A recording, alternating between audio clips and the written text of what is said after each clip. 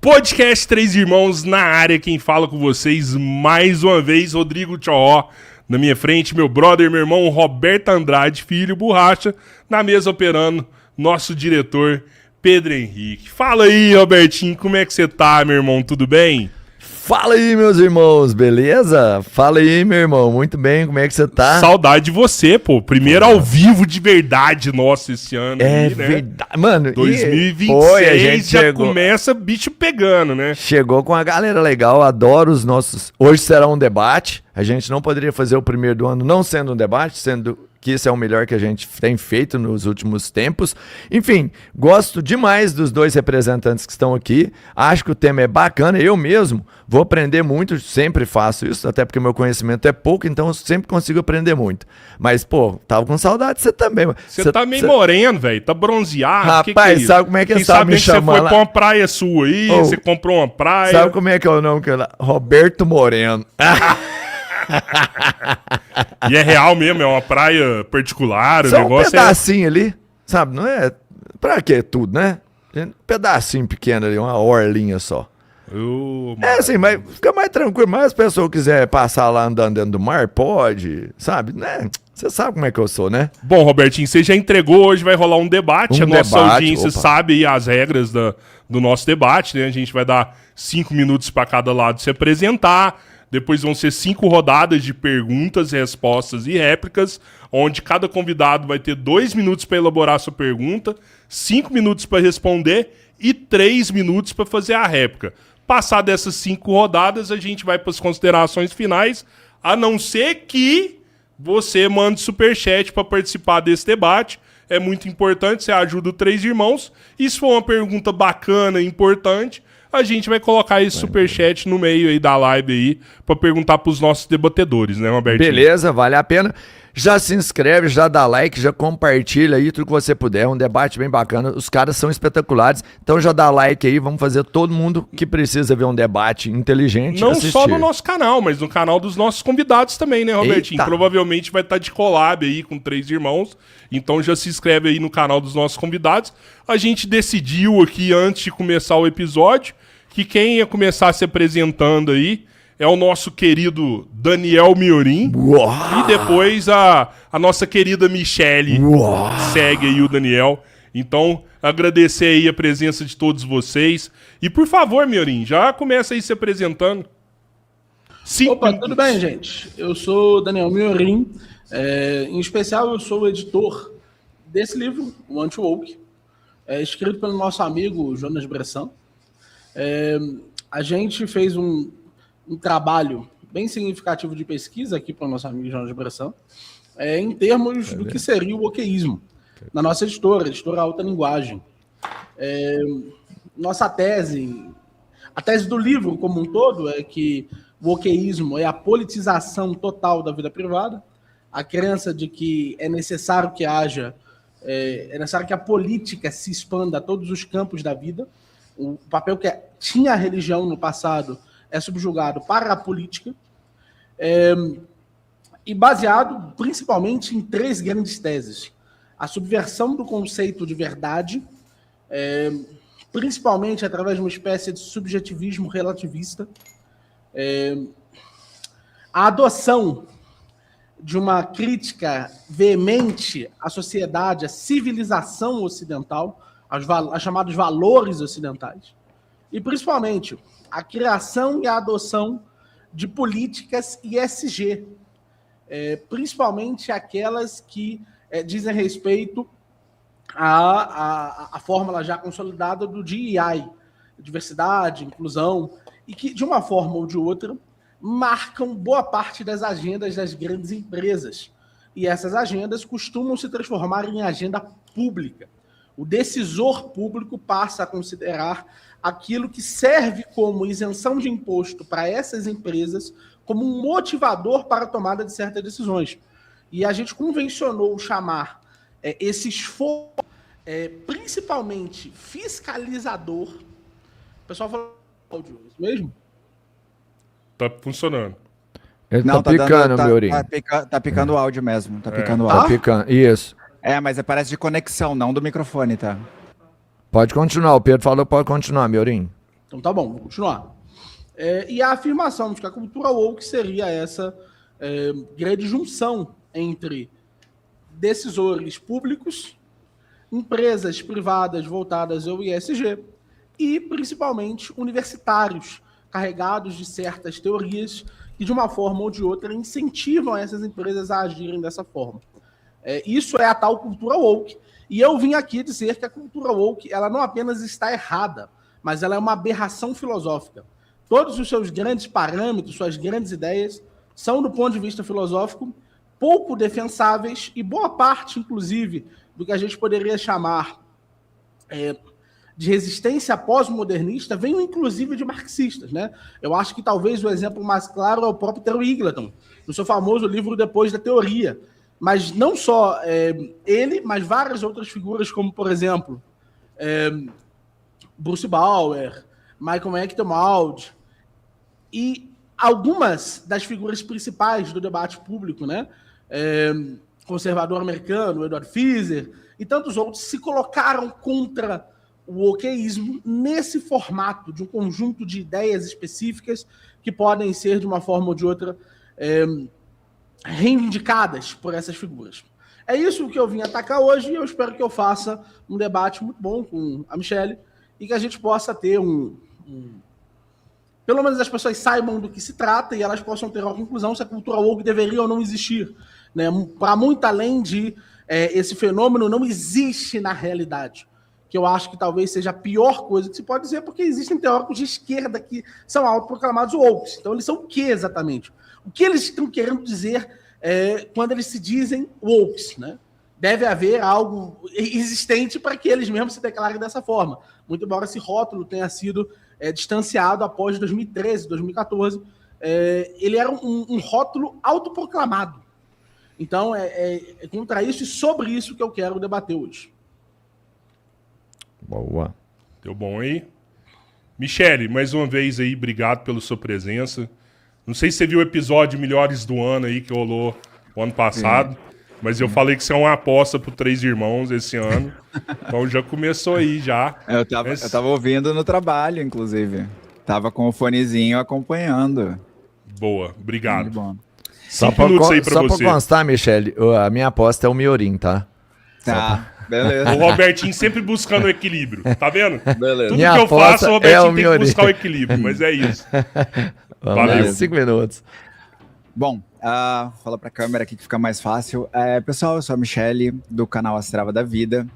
Eu sou uma gestora de tecnologia da informação, ex-policial militar, e que venho trabalhando com diversidade e inclusão faz em torno de 15 anos e estudando também a ciência envolvida, né, tanto no desenvolvimento e entendimento de pessoas trans, pessoas LGBTs, como para outros aspectos, inclusive passando por biologia, fisiologia, endocrinologia. Eu acabo perpassando muitas áreas porque eu acho, diferente do Miorim, que o debate desses tópicos eles têm que ser pautados em materialidade e não em filosofia.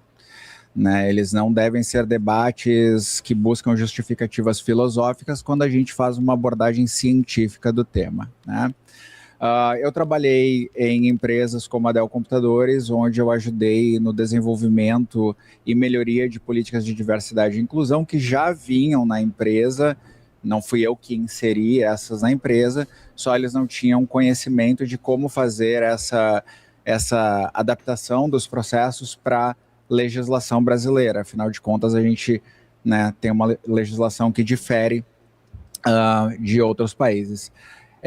Liderei muitas equipes ao redor do mundo, na Malásia, na Índia, na Europa, e nessas equipes acabei trabalhando justamente aspectos de diversidade e inclusão por ser uma pessoa trans e poder desmistificar essas coisas. Venho há 6 anos participando de debates na esfera pública, com o intuito muito mais de educar e de informar do que de parecer certa. Já estive errada em alguns pontos no passado e os revi e corrigi. Já estive certa em pontos do passado que permanecem certos até hoje e os defendo. E, de novo, eu busco debater a partir da esfera da materialidade dos fatos, de como isso ocorre na sociedade, de como as leis e os costumes acabam sendo aplicados em cima das existências de pessoas, né? E não procuro saber filosoficamente o que A ou B pensa sobre diversidade e inclusão. É completamente irrelevante para mim a discussão filosófica. Então, por mais que eventualmente possa se encaminhar para isso, eu vou sempre trazer a discussão para a materialidade, para o cientificismo e justificar as posições e as tomadas de decisão a partir daí. Miorim, sua primeira pergunta, 2 minutos pra você elaborar ela. Para mim é bem simples. O que a gente chama de cientificismo é uma doutrina filosófica como qualquer outra. Inclusive, geralmente, a gente fala do cientificismo com um tom pejorativo. A ideia de que seja possível para a ciência empírica ser capaz de perceber ou identificar, seja qual for o processo, nomeá-lo, classificá-lo, categorizá-lo, e então prescrever algo sobre ele. É muito claro, por exemplo, que a ciência esteve, há 100 anos atrás, chamando boa parte dos comportamentos dos ativistas LGBT de hoje como comportamentos típicos de um processo de loucura. Então, é estranho até ver uma pessoa, uma ativista LGBT, falando disso, clamando a ciência dessa forma, clamando o reino da ciência dessa forma, quando historicamente esse processo foi muito averso, na verdade, ao próprio ativismo LGBT. Como é que você faz essa ponte? E se o consenso científico de alguma forma mudar, será que de repente você não vai clamar a ciência por ser burguesa, não vai clamar a ciência por ser preconceituosa? Será que é realmente para esse lado que você gostaria de ir? Será que a adoção cega ao cientificismo é realmente a melhor postura teórica que uma pessoa que está num grupo que é uma minoria deveria tomar? Me parece muito estranho. Michele, 5 minutos. Só terminando de anotar uma coisinha aqui da fala dele. Há um primeiro erro conceitual... Só um instante. Eu tenho um rapaz que falou ali que eu disse que o LGBT é loucura. Eu não disse isso. Só porque outras pessoas no chat vão começar a repetir isso. Eu vou pedir a gentileza de que o debate permaneça comigo e não com o chat, entendeu? Isso começa a se repetir depois. Eu vi isso acontecer claro, mas eu, por exemplo, não tenho chat aberto em respeito a ti, entendeu? Então gostaria que eu tivesse o mesmo respeito. Bom, vamos ao primeiro ponto, que a ciência ela não prescreve, ela descreve, né? A gente tem uma metodologia científica que parte de observação, análise, experimentos, né? Validação de amostra, validação de processos, falsibilidade. Então ela não faz prescrição de algo, ela faz descrição de algo. E isso acaba sendo um problema conceitual da definição do que a ciência está falando, né? Sim, a ciência já definiu muitas coisas no passado, no seu primórdio, que não estavam corretas. Cito um exemplo bem clássico em que Ignis Semmelweis foi ignorado quando tentou aplicar processos de lavar as mãos no século XIX como processos que evitavam as mortes de mulheres grávidas, né? E esse processo foi ignorado por décadas até que foi aplicado, e então, né, a ciência evoluiu nesse sentido e as pessoas passaram, né, médicos passaram a lavar as mãos para fazer procedimentos, né? Então a ciência, ela trabalha através da autocorreção, né? Em dados momentos ela tem a sua melhor explicação para aquele ponto, e em momentos posteriores essa explicação se melhora. É por isso que hoje nós temos a teoria do Big Bang, mas ela já vem apresentando algumas falhas dadas análises recentes do James Webb. Se a ciência mudar, muda de posição. É exatamente isso que se deve fazer. Se a ciência muda, né, se a gente faz novas descobertas e a gente quer manter honestidade intelectual, a gente justamente muda a partir das novas descobertas, porque senão, citando Semmelweis, você sofre do reflexo de Semmelweis, que é tentar manter uma posição, mesmo que você tenha outras posições que aí, a partir de então, contrariam a posição anterior, né? Então você reluta em mudar de posição. Então, sim, eu mantenho uma posição científica, mas ela não é só científica, ela é uma posição legal, de validação de direitos, de onde na nossa sociedade partem certos preconceitos, certas posturas de discriminação. Então, olhar para a ciência é para justificar certos aspectos que são abordados pela ciência, como desenvolvimento sexual, como explicações relacionadas à transexualidade, como protocolos de tratamento e atendimento de pessoas LGBTs, coisas que inclusive nós tínhamos no século XX, no Instituto de Ciências Sexuais do Magnus Hirschfeld na Alemanha, e que foi completamente destruído e queimado pelos militantes nazistas, né? E aí nós perdemos esse conhecimento e basicamente a ciência resetou o conhecimento disso no último século. Então sim, me mantenho com base na ciência, e à medida que a ciência vai apresentando novas evidências, a gente estuda essas novas evidências e muda de posição. É assim que se trabalha a ciência. Miorim, ficou claro para você, meu querido? Você tem 3 deixa eu só minutos fazer para comentar aí. Um comentário rápido aqui. Sobre isso do chat, então. Eu não vou olhar o chat, então, mas eu peço ao Três Irmãos que modere o chat, porque o que eu aprendi a fazer, depois de vir várias vezes aqui, é ter que consertar falas que colocam na minha boca aqui, em virtude disso depois estar num comentário que as pessoas falam, e isso não ser apagado nunca. Então, se a gente tomar essa postura de, não, beleza, alguém vai olhar o chat, se alguém disser uma coisa que eu claramente não disse, isso não vai ser um incômodo, eu garanto que eu prefiro 1000 vezes. Vocês me conhecem. Eu prefiro 1000 vezes não usar chat. Miorim, assim, você conhece a estrutura aqui. Eu, o Robertinho e o Pedrão. Não tem como eu escolher um moderador agora. Pelo menos nos comentários aqui embaixo, depois quando for virar isso, porque eu fiz questão de fazer essa interrupção, porque depois isso um cara fala, aí o outro cara fala, e aí isso vira um comentário aqui com 600 curtidas de algo que eu não disse. Tá, deixa eu salvar o Miorim. O Miorim falou que cientistas antigamente consideravam uma doença mental. Fechou, gente? Isso. Obrigada. Passamos aí, Miorim, mas usa o StreamYard na tua tela e ignora o chat, cara, pelo amor de Deus. E aí eu queria falar sobre... Não é verdade que a ciência nunca teve esse viés. Tanto no Círculo de Viena, a época do Círculo de Viena, quanto a época do positivismo, nós tivemos momentos em que a ciência declarou-se diretamente prescritiva. Nós já tivemos momentos em que nós acreditamos veementemente, enquanto consenso dos especialistas, que era melhor que os próprios especialistas dominassem e vigorassem sobre o mundo. Depois a gente vai ter um crescimento do chamado humanismo. E o humanismo ele tem a característica de ser democrático. Então a gente tem um arrefecimento disso. Mas é perfeitamente possível que a gente volte a esse horizonte. É por isso que eu acho tão perigoso. E por isso que eu acho que a ciência não é neutra nesse sentido. A ciência nunca é neutra. O que a gente precisa se perguntar, na verdade, são os critérios para saber se certas coisas são ou não são vícios. Se não há uma conclusão viciada na estrutura delas. E principalmente, se a gente for tomar o princípio de discutir a materialidade, a gente pode ir justamente no dinheiro. A gente pode ir, é verdade que existem fundos ESG e DEI que proclamam-se ou proclamavam-se de 2010 a 2014 como fundos com abertura para o que eles chamavam de awaken, woke.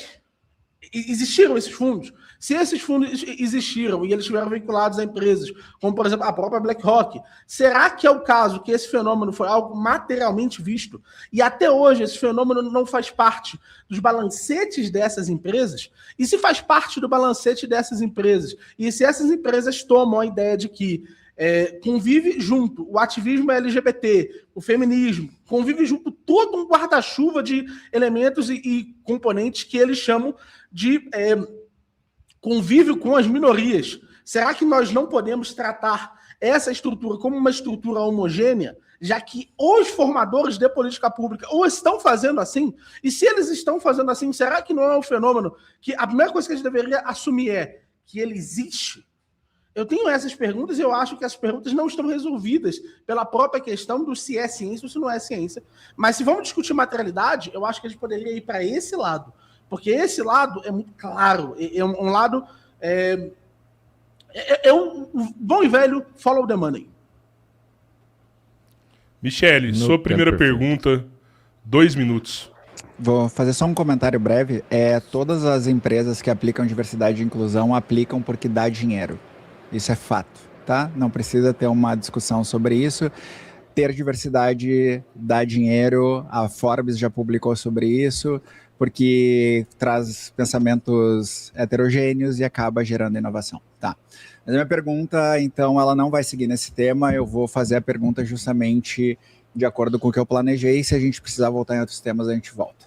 Minha primeira pergunta é a seguinte: considerando que o livro anti-woke da sua editora começa em sua anunciação perguntando de onde saiu tanta gente esquisita, posteriormente criticando vestimentas, paladar e até o falar de cochichos, levando à constatação final de que essas pessoas flácidas, entre aspas, falam assim porque se falassem alto chegariam em casa com o nariz quebrado.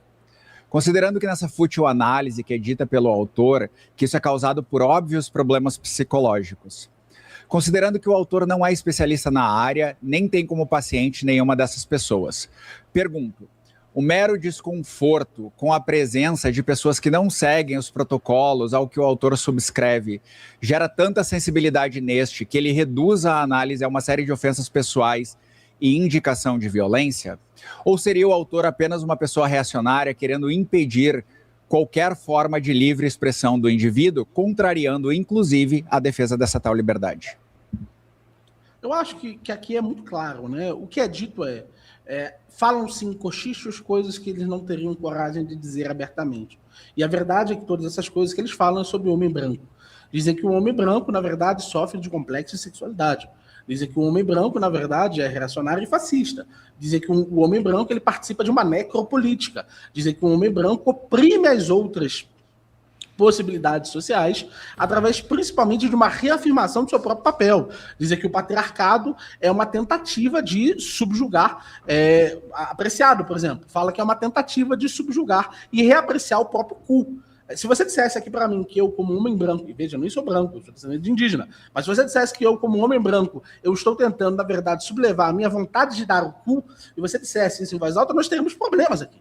Porque isso é o tipo de coisa que a cultura woke está evidentemente repetindo. Essas estruturas acerca do que é o homem branco, como o homem branco age na sociedade, como se ele fosse efetivamente um vilão. E veja, eu sei que esse papel, e eu deixei claro aqui, ele é um papel subconsciente. Essa vilania é subconsciente, ela é indeterminada, ela não tem um agente consciente ativo, mas ele é chamado de racista, ele é chamado de sexista, de estuprador em potencial. Todas essas coisas, se ditas abertamente para qualquer indivíduo, não precisa ser um jornal de liberação, levariam a uma reação física muito séria. E é lógico que eu, como libertário, não apoio essa reação. O Bressan, em específico, ele não é um libertário, ele é uma espécie de minarquista. Ele acredita na utilização da violência nos limites do Estado. E é claro aqui que isso seria alguma coisa como vias de fato.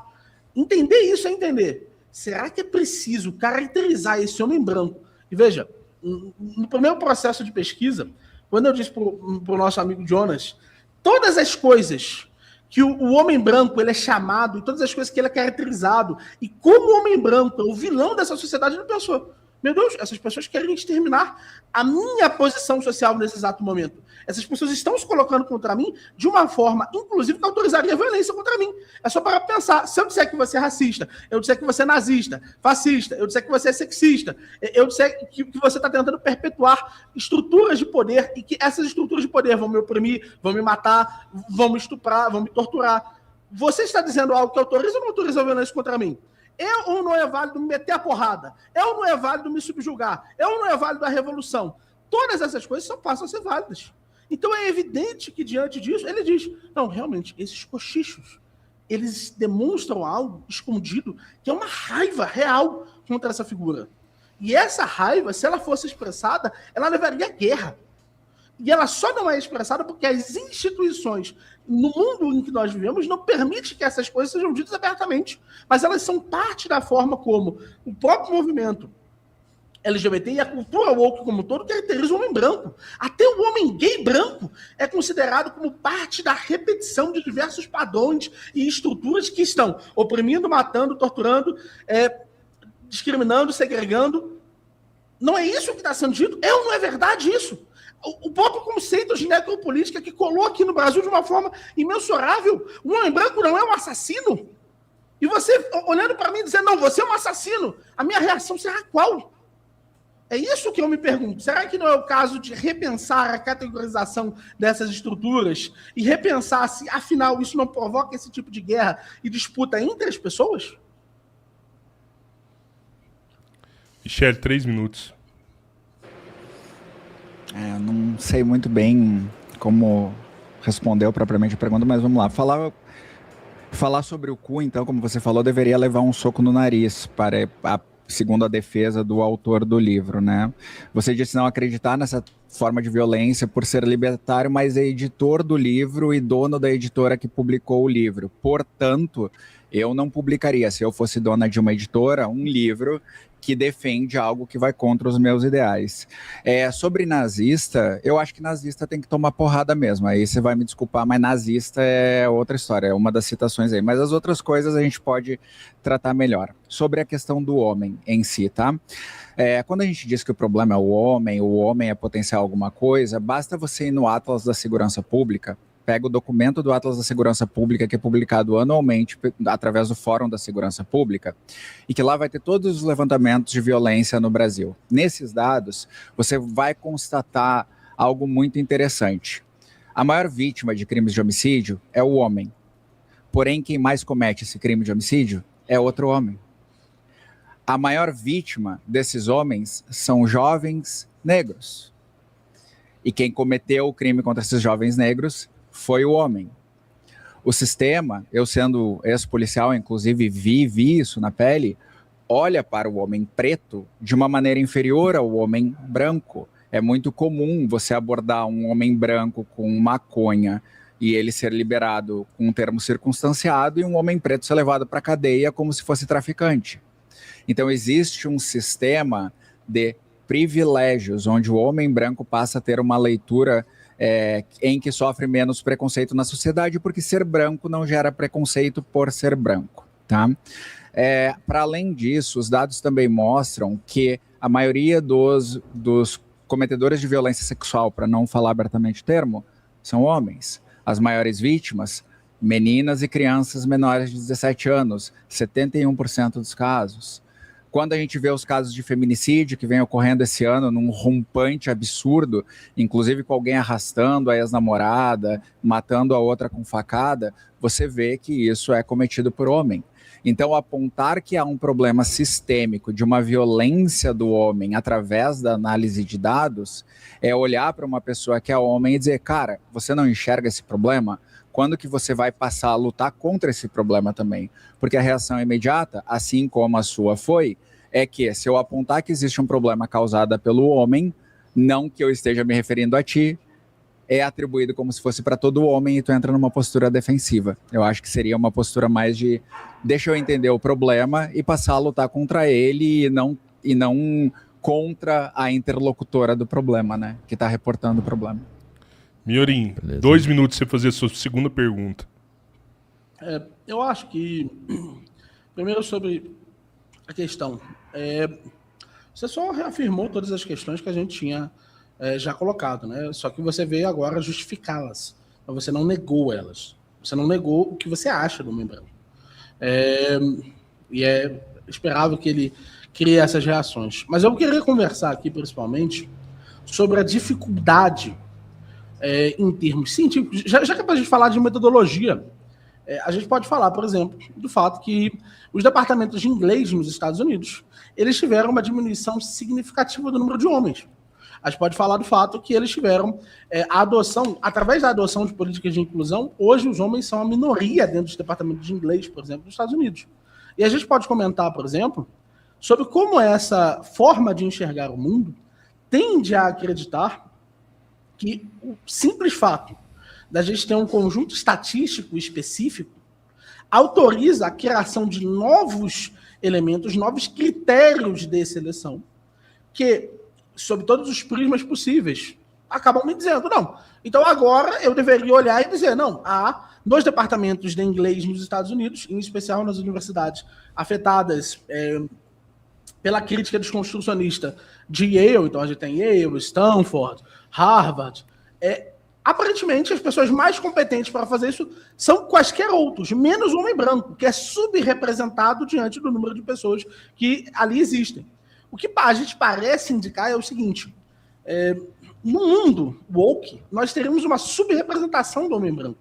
A gente não teria igualdade. A gente não teria, assim como acontece em Hollywood, por exemplo, nós não teríamos o estabelecimento de um padrão comum entre as pessoas. O que nós teríamos seria desigualdade. Desigualdade voltado às minorias. É isso que é o mundo woke? Michele, 5 minutos pra você responder. Só precisa entender, você falou desigualdade em relação às minorias? Isso. Tá. O que eu perguntei foi muito simples. Eu perguntei, o homem branco, ele é subrepresentado em alguns cursos de algumas universidades, e ele é subrepresentado cursos em que eles, historicamente, foram cursos que aceitaram o desconstrucionismo, nos filmes, em vários outros locais, onde a cultura woke prevaleceu. O mundo que os woke imaginam é um mundo em que o homem branco seja subrepresentado frente à sua aparição diante da sociedade? Vocês querem inverter o processo? Vamos lá. Então eu vou partir da primeira afirmação, que diz que os homens brancos são minoria no departamento de inglês dos Estados Unidos. A gente pode olhar e fazer uma análise geral de cursos de engenharia, cursos de sistemas de informação, cursos de medicina, ou cursos de direito ou da elite, e trazer para o Brasil, né? Eu acho que seria importante a gente também trazer para o Brasil, já que a gente está discutindo o Brasil. Não imagino que você queira discutir a cultura woke da África do Sul, né? E a gente vai ver que sim, em alguns cursos homens brancos serão menos representados, em outros cursos homens brancos serão mais representados. Se você for para uma faculdade de sistemas de informação, dificilmente você vai ver alguma mulher e dificilmente você vai ver alguma pessoa preta.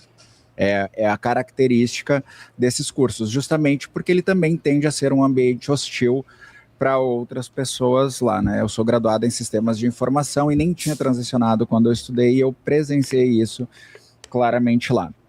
Quando você atribui a diminuição a alguma coisa relacionada a desconstrutivismo, você está fazendo uma correlação, mas você não consegue apontar categoricamente causa e efeito, porque não é pelo fato de que algo é desconstruído que o efeito é agora o homem branco não entra lá, né? Porque a gente precisaria fazer uma análise, então, pegar uma amostragem, estudar esses casos profundamente para ver se realmente há uma relação de causa e efeito. Dizer a partir já que tem desconstrutivismo e teve uma diminuição, é causa e efeito, é simplesmente ignorar todo um processo que precisa estar aí no meio para que a gente, então, possa validar isso, né? O interesse da cultura woke, ou esse movimento woke que vocês chamam, porque na verdade a gente só está buscando diversidade. A gente quer que a sociedade seja representada da mesma maneira em todos os espaços, né? A gente não quer que o homem branco seja subrepresentado, a gente quer que outras representações também estejam lá. Como você citou os Estados Unidos tem 13% de população preta, mas 13% da população preta não ocupa os mesmos espaços que os homens brancos. Então a gente vê aí um problema de como nós vamos inserir a população preta nesses mercados de trabalho. E aí existem ações afirmativas que partem tanto de universidades quanto de empresas para que haja essa representatividade. Porque eu entendo que se em uma sociedade nós temos divisões de tantos por cento pessoas brancas, tantos por cento pessoas pretas, tantos por cento mulheres, tantos por cento homens, a gente precisa que essa sociedade seja representada dessa maneira nas diversas áreas, mesmo que em alguns casos hajam questões de interesse, e aí há uma diminuição natural dessa representação em alguns processos. Mas o interessante é que a gente consiga, então, categoricamente, entender o porquê que há diminuição e não partir para uma ilação e concluir que é porque houve, de repente, um processo de diversidade. Então, quando a gente faz ações inclusivas, por exemplo, numa empresa privada, a busca disso é pelo pensamento capitalista, com resultado em lucro no final, mas para que haja um pensamento heterogêneo. Porque no momento que tu tem um pensamento homogêneo, a inovação ela tem muita dificuldade de ocorrer, porque tu não tem ideias diferentes. Existe um exemplo muito clássico que aconteceu numa empresa que eu trabalhei, que foi, botaram marcadores de reunião nas portas das salas através de um tablet. E aí botaram muito alto. Por que botaram muito alto e depois chegou à conclusão que estava na altura errada? Porque não existia nenhuma pessoa cadeirante ou nenhuma pessoa que tivesse a noção de que uma pessoa cadeirante poderia ter que usar aquele espaço lá para dizer isso. Então, um pensamento mais homogêneo, de pensar todo mundo da mesma maneira, gerou uma situação de falta de acessibilidade para uma pessoa que depende de cadeiras de roda ou uma pessoa que sofre de nanismo. Elas não tinham acesso à agenda de reuniões da sala, elas não conseguiam marcar. Então, o pensamento heterogêneo, ele é necessário para a inovação e para o lucro, e é por isso que normalmente as empresas têm políticas de diversidade e inclusão para, de maneira, sim, um tanto artificial, adicionar algumas formas de pensar diferente. Bacana. É a minha réplica, né? Beleza. 3 minutos. 3 minutos. Eu acho que o grande componente aqui é porque há uma divergência significativa em relação aos porquês, né? E a primeira vez que a gente reconhece aqui. Então, beleza, então a gente está falando sobre um processo real, né? Porque até outro dia a cultura woke não existia. Agora a gente já está justificando, explicando, motivando, dizendo que não, realmente, isso está acontecendo, esse processo está acontecendo, porque você esqueceu a parte pública dela.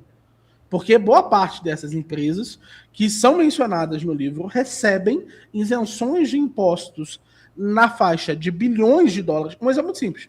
Não sei se vocês sabem, a BlackRock e a JP Morgan compraram a Disney. Quando eles compraram a Disney, eles tiveram em isenção de imposto através do DEI um desconto maior nos seus impostos do que o gasto que eles tiveram com a Disney. Então é evidente que, em termos práticos, eles estão optando por isso porque eles acreditam que isso reduz a quantidade de imposto total que você possui. Em termos práticos, quando a gente fala da subrepresentação, eu estou falando de um processo que a gente conhece. O Paul Deman, quando ele vai para o departamento de Yale, ele diz abertamente que ele faria isso. E a gente tem declarações do tipo, inclusive muito enfáticas, em congressos, seminários, em especial um dos livros que a gente aborda aqui, que é o livro do Bruce Bauer, que é a Revolução das Vítimas. Ele que é um homem gay, tá? Um homem gay branco. O Bruce Bauer diz, há uma revolução das vítimas. E ele relata o processo por meio do qual há um avanço significativo nesse processo de construção de um certo padrão, que, por incrível que pareça, é um padrão em constante superação, porque a partir do momento em que a gente tem, beleza, agora a gente tem um departamento que é um departamento muito mais feminino. Agora o que a gente precisa? Não, agora a gente precisa de um departamento que tenha muito mais LGBT. Então é um processo constante de criar isso daí e que cria uma preocupação, alheia à preocupação constante daquela empresa, qual seja fornecer o serviço ou a estrutura que as pessoas gostariam de obter daquela empresa. Então há uma subpreocupação no ambiente empresarial.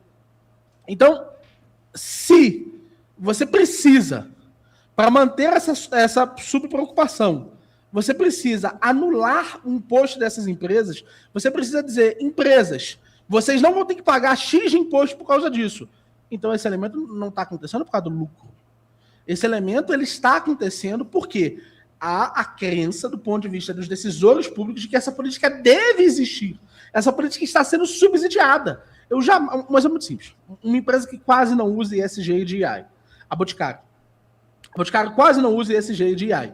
Quando ela faz as políticas dela, ela de fato está preocupada em maximizar seus lucros. Tanto que vira e volta, ela é criticada como uma empresa que volta atrás nas suas posições, ou que tem uma grande representação de pessoas brancas, homens brancos. Então, há um vício estrutural, que é o subsídio. O subsídio é o alicerce da cultura woke. Boa. Michele, 2 minutos aí, se você quiser comentar e já fazer uma pergunta. É a sua segunda pergunta no debate. Breve comentário e vou para a segunda pergunta. O comentário eu tô achando interessante que a Google, a Meta e o X decidiram que não querem mais ter isenção fiscal, né? Já que reverteram todas as suas políticas de diversidade, né? Vai ver por isso, acharam interessante que querem pagar mais imposto agora e lucrar menos. Vou para a segunda pergunta e vai ser a última, efetivamente, que é relacionada à literatura lá do livro Anti-Woke, mas para a gente matar esse ponto. O autor do livro, né, e por consequência seu editor, em seu livro cita uma posição de Danilo Gentili que fala: não importa o que você fala, importa quem fala. O autor reconhece que há uma espécie de cancelamento de posições inaceitáveis pelo tal movimento woke. Lembrando que eu estou usando os termos woke, cultura woke, agenda woke, porque é o tema do debate que você propôs, mas eu não concordo com esses temas e eu não vou ficar perdendo tempo discorrendo sobre eles. Considerando, então, que o humorista Thiago Santinelli teve diversos de seus shows cancelados devido à sua militância e pelo nome da apresentação, que é O Anticristo. Considerando o recente boicote de uma famosa marca de chinelos, considerando que conservadores americanos boicotaram a Bud Light por ter uma pessoa trans em seus comerciais, considerando que a Magazine Luiza, ao lançar vagas afirmativas, as famosas DEI que você está citando, teve imediata relação da área conservadora e liberal brasileira de revolta e oposição. Nota-se, então, um histerismo seletivo por parte do autor desse livro, atribuindo ao tal movimento woke uma cultura de cancelamento, porém ignorando, quando este mesmo cancelamento parte daqueles que chamarei de anti-woke. Dada esta posição, o motivo da seletividade é criticar apenas o elo mais fraco, aquele que não tem poder jurídico de prejudicar o autor e a editora, e não se indispor com aqueles que o têm? Ou seria apenas uma ação covarde de alguém que tem medo de perder apoio caso se levante igualmente contra os anti-woke? Miorim? Vamos lá. Eu acho que você me deu uma oportunidade inigualável, porque a história desse livro é muito curiosa, né? O Jonas Bressan nos chamou querendo escrever sobre a cultura woke, e ele tinha uma premissa. Esse livro tinha uma premissa. Ele ia ser financiado pelas pessoas que aparecem aqui. Financiado não, divulgado. Financiado por ele e divulgado pelas pessoas que aparecem aqui. Algumas pessoas aparecem aqui, uma lista bem grande de pessoas. O Gigante Richard, Tony Black, Elvis Ventura, Wagner Tomazoni, Mídia BH, várias pessoas aparecem aqui. Mas esse livro nunca foi divulgado por elas. Elas nunca se preocuparam ativamente em utilizar isso daqui como um aparato teórico contra toda a estrutura de apoio que os wokes possuem em termos práticos através de financiamento, através de ONGs, através de um processo bem conhecido de licitações. Não houve interesse por parte deles em divulgar isso daqui. Por quê? Porque essa definição de woke, ela tinha um vício para eles. A politização total da vida privada podia acontecer na esquerda e na direita. Ou seja, ele era a descrição de um fenômeno, mas era perfeitamente possível que o fato social ele se manifestasse em duas vertentes. Então, foi da gente que surgiu o termo woke de direita. Inclusive, se vocês procurarem a música do Grande Linhagem Geek, tem uma música chamada woke de direita.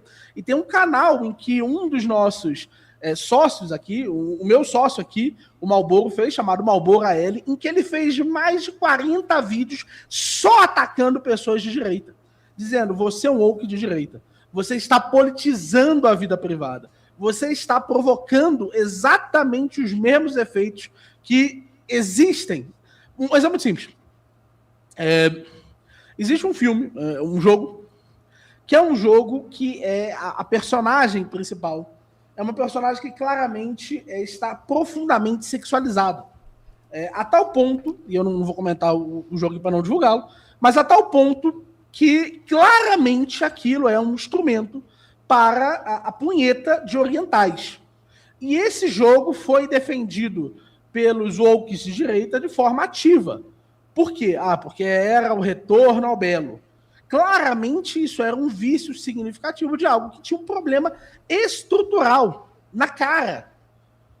Então, quando a gente estabelece, por exemplo, o cancelamento da Havaianas, isso para mim é um fenômeno claro do wokeísmo acontecendo na direita, da estrutura fundamental de politizar toda a vida, de acreditar que o tamanho da política são todos os fenômenos sociais, que faz com que um pequeno comercial motive a ideia de que eu não vou mais consumir essa empresa. É isso que precisa ficar muito claro.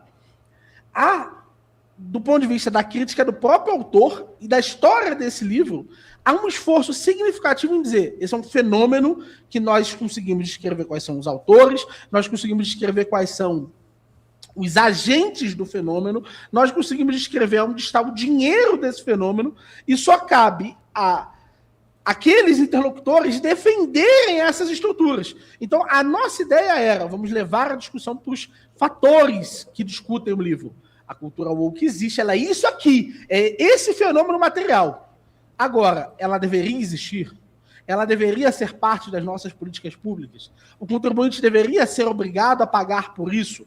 As pessoas deveriam ser obrigadas a verem efetivamente suas séries e afins levadas a tal? E eu vou te dizer uma coisa que talvez seja até triste, mas o motivo pelo qual essas empresas abandonaram a política ESG foi justamente porque o prejuízo provocado por elas foi maior do que a isenção que elas tiveram. Esse é o extremo que pode chegar a cultura woke. A cultura woke, ela é, sobretudo, ineficiente. Ela provoca ambientes empresariais menos capazes do que os ambientes empresariais habituais. A diversidade deve existir, mas a estrutura da diversidade deve ser voluntária. As pessoas devem, nesse sentido, buscar arranjos que sejam tanto diversos quanto eficientes. As pessoas devem buscar, efetivamente, a crença em torno de quais são os resultados que tal política é capaz de trazer. E se você disse que esses resultados eles são muito claros, muito objetivos, isso aumenta a inovação, então eles vão buscar isso naturalmente. É absolutamente natural que essas empresas comecem a adotar essa escala. Toda a estrutura que é usada hoje é para reincentivar os mesmos comportamentos que a esquerda conseguiu estabelecer para a afirmação das políticas públicas.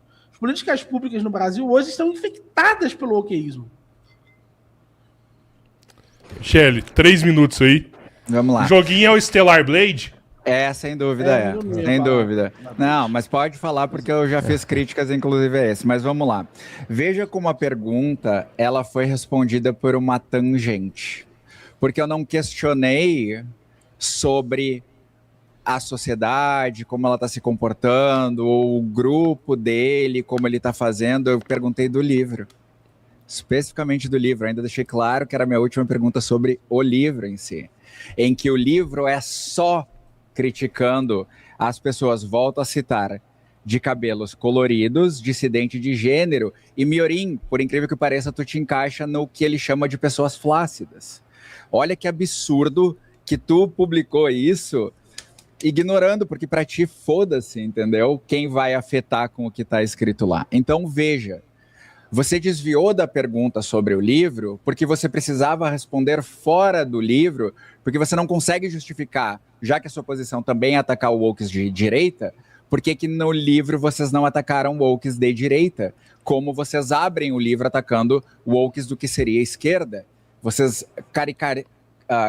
criam caricaturas dessas pessoas, inclusive atribuindo a paladar infantil e coisas do tipo.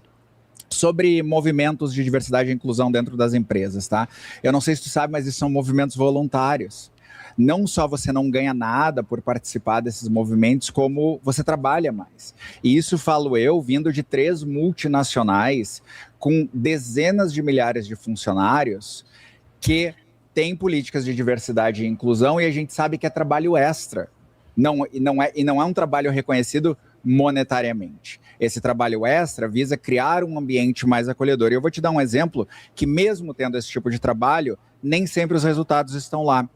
Um dos times que eu trabalhei há pouco tempo atrás tinha 65 pessoas, 2 pretas, apenas 2 pretas, o que é uma representação microscópica dada a proporção de pessoas pretas na sociedade. Então, por que a gente tem menos pessoas pretas lá? E isso é o que os movimentos de diversidade dentro das empresas questionam.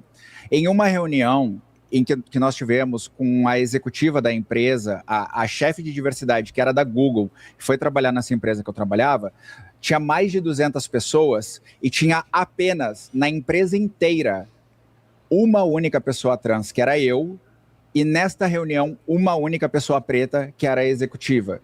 E aí a gente questiona, por que ocorre assim? E a gente vê que, por exemplo, no espaço universitário, apenas 0,2% das pessoas trans estão ocupando vagas nas universidades, o que também é uma representação microscópica dessas pessoas. Então, quando grupos de diversidade e pessoas que tentam entender o porquê existem essas discrepâncias começam a tomar ações afirmativas, é justamente para tentar tapar os gaps do que causou elas. Mas aqui no Brasil não existe isenção de imposto para contratar trans, mas existe recomendação legal de contratar pessoas com deficiência. Aí é uma outra discussão e a gente pode falar dela. Agora sou eu que pergunto, né? Sim. Terceira pergunta, se você quiser comentar também. Faltou uma parte muito importante, né? Esse livro é uma coleção de 3 livros. Ele foi vendido, inclusive, dessa forma. Ele é um anti-woke, o pós-woke e o além do woke. E nesses 3 livros a gente pretendia tratar o woke de direita no segundo livro. Houve um processo editorial, metodológico para acertar isso. E a gente fez uma escolha mercadológica. Primeiro a gente faria as pessoas de direita lerem o primeiro livro, fazerem parte dessa estrutura e então afirmarem o segundo e terceiro livro, entenderem realmente que era um processo de crítica. Inclusive isso, no lançamento, eu deixei claro que era esse o caso. Né? Eu fiz o lançamento, o Bressan e o Rast, e eu falei, não, o segundo e o terceiro livro são nesse sentido. Inclusive são homenagens a 2 outros livros. Um deles é o do Michael Hector, de doutor por Harvard, que disse ativamente que há um processo além do woke, ou seja, essas questões elas se manifestaram no fenômeno woke, mas elas têm muitas influências significativas para a sociedade como um todo. Agora, entrando na pergunta, é muito claro para mim que há aí um problema estrutural claríssimo, assim, bem objetivo. Se é um problema de mercado, então é evidente que o mercado irá procurar meios para satisfazer ele. Então, é muito simples.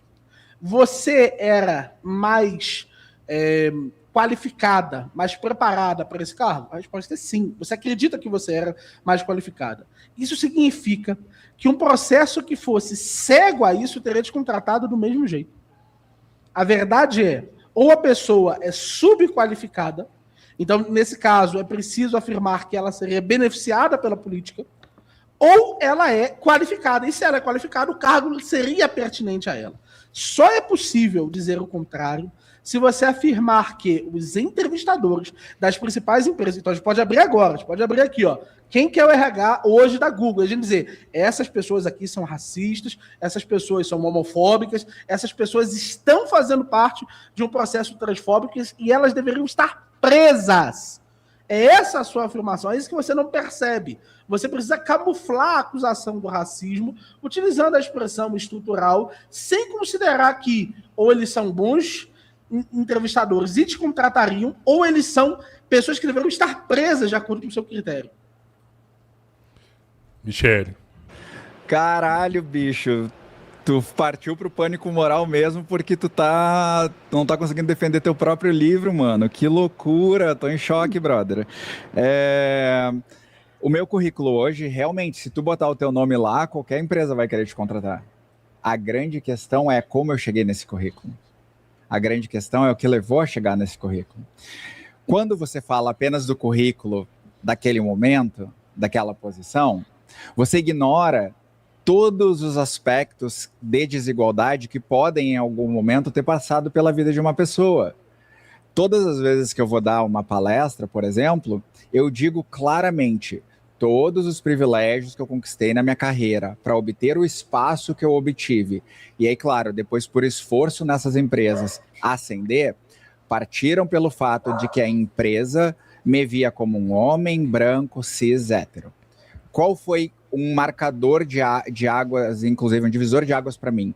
Quando um dos gestores da empresa, logo depois da minha transição, chega e fala, e acabou sendo demitido depois por outra coisa, nada a ver com isso, ele não foi nem investigado por isso, chegou e disse que eu contratei um militar e agora tem isso. Como se eu ser uma pessoa trans diminuísse quaisquer das minhas qualificações, né? Então, ignorar, por exemplo, falando de pessoas trans especificamente, já que o meu currículo entrou em voga, que são excluídas de casa na adolescência, em que em torno de 57% delas terminam só o ensino fundamental e 85% delas não terminam o ensino médio, por motivos de bullying, violência, exclusão social, serem expulsas de casa, e aí ter que trabalhar para a cafetina na rua, vendendo o seu corpo enquanto adolescente, para botar um dinheiro e poder comer. Olha que realidade legal, né? Aí, no mundo fantasioso do Miorim, ele quer que essa pessoa vá competir numa vaga comigo, que aprendi a falar inglês sozinha, enquanto era um homem branco cis hétero, que fui e estudei na Pontifícia Universidade Católica do Rio Grande do Sul com financiamento bancário, mas eu consegui terminar o ensino fundamental e médio como um homem branco cis hétero. Eu não fui expulsa de casa porque eu não era vista como uma pessoa LGBT. Então, nada das coisas que poderiam me levar a uma desigualdade social, eu era pobre. Isso eu era. Mas aí, este era o único aspecto de problema da minha vida. Então, ignorar que outras pessoas e outras realidades passam por processos de desigualdade que as impedem de ter acesso a conhecimento, a estudo, a experiência profissional, faz com que você olhe para o mundo no momento de agora, ignorando o que levou a gente até chegar a esse momento de agora. Então, os grupos de diversidade, as cotas nas universidades, os movimentos que buscam direitos e a não violação desses direitos, olham justamente para isso e dizem como que a gente trata esse problema. E aí a crítica a tua, do teu livro, do teu pessoal vira, não, mas tem que ser por competência, tem que ser por mérito, mas a pessoa não teve nem condições de chegar lá. Como é que a gente corrige esse problema, entendeu? Sobre a questão, e aí é uma questão muito só para pontuar, teria um segundo livro, teria um terceiro livro, da mesma forma que aqui em 2 minutos você conseguiu atacar anti-wokes de direita, wokes de direita, você poderia ter dedicado nem que fosse uma página no livro para atacar wokes de direita e você resolveu não fazer isso, tá? Então, para mim, mostra claramente a intencionalidade de fazer uma comunicação com a direita para que eles adquirissem esse teu material e comunicassem nesse linguajar aí. Mas eu espero, Miorim, que a partir de agora, pelo menos, já que eu apontei que tu tá indo pro pânico moral, que eu não tô buscando ninguém ser preso, porra nenhuma, que isso é invenção da tua cabeça, que tu passe a responder as perguntas sem apelar pro pânico moral, porque senão vai acabar ficando feio para ti, porque eu não vou cair nessa ciladinha aí, entendeu? Então, responder objetivamente faz um sentido melhor pro tipo de discussão que a gente tá tendo. Miorim, 3 minutos. Eu acho que você realmente não entendeu a minha pergunta. Veja, a gente foi muito claro aqui, na verdade, e eu acho que você não se ateve a isso. A pessoa que disse para você isso deveria estar, de acordo com as leis do Brasil, presa. Ela deveria ter sido presa imediatamente. Esse é o caso. Não, é sério, é sério. Do ponto de vista, hoje, da nossa legislação, hoje essa pessoa estava te discriminando em relação à sua sexualidade, em relação a algo análogo à raça. Isso significa que essa pessoa deveria ter sido presa. Da mesma forma, é muito importante lembrar que o passado ele foi sempre presente em algum momento. Então, houve um determinado momento do tempo em que, um exemplo, alguém se declara trans hoje. Essa pessoa, até que ela tenha as dificuldades relativas a ser alguém trans, ela teve hoje as suas oportunidades negadas por alguém que ou estava negando de forma correta, em termos mercadológicos, porque essa pessoa era subqualificada, ou ela estava sendo preconceituosa e ela deveria ser presa. Não há, e eu não estou dizendo que ela deveria ser presa porque eu acredito nisso, mas que é o que você acredita, efetivamente. Você acredita que se houver algum preconceito, essa pessoa está discriminando com base em raça ou sexo e ela deve ser presa. Se é o caso que ela deve ser presa, isso significa que as políticas deveriam ser inúteis. As políticas, em termos práticos, as políticas de IA e ESG, se elas estivessem com um arcabouço jurídico específico que correspondesse à nossa legislação, essas pessoas jamais precisariam dessas situações. Porque ou elas não estariam sendo contratadas nesse momento porque as pessoas são preconceituosas ou porque elas são subqualificadas. Num caso se resolve, no outro caso se resolve. A subqualificação significa que a pessoa deveria estar buscando um trabalho abaixo. E é uma questão de produtividade da sociedade. A sociedade não pode contratar pessoas subqualificadas. E a todo momento, um exemplo muito simples. Ser caixa. É perfeitamente possível pensar que haja uma certa homogeneidade do trabalho não especializado nesse caso. Alguém que foi proibido de ser caixa por ser trans, por exemplo, provavelmente é possível investigar, do ponto de vista da nossa estrutura legal hoje, se essa pessoa sofreu discriminação. A verdade é, a política ESG e toda a estrutura do wokeísmo, ela é no máximo supérflua. No máximo supérflua. Na melhor das hipóteses. Do ponto de vista objetivo, o que acontece é muito claro.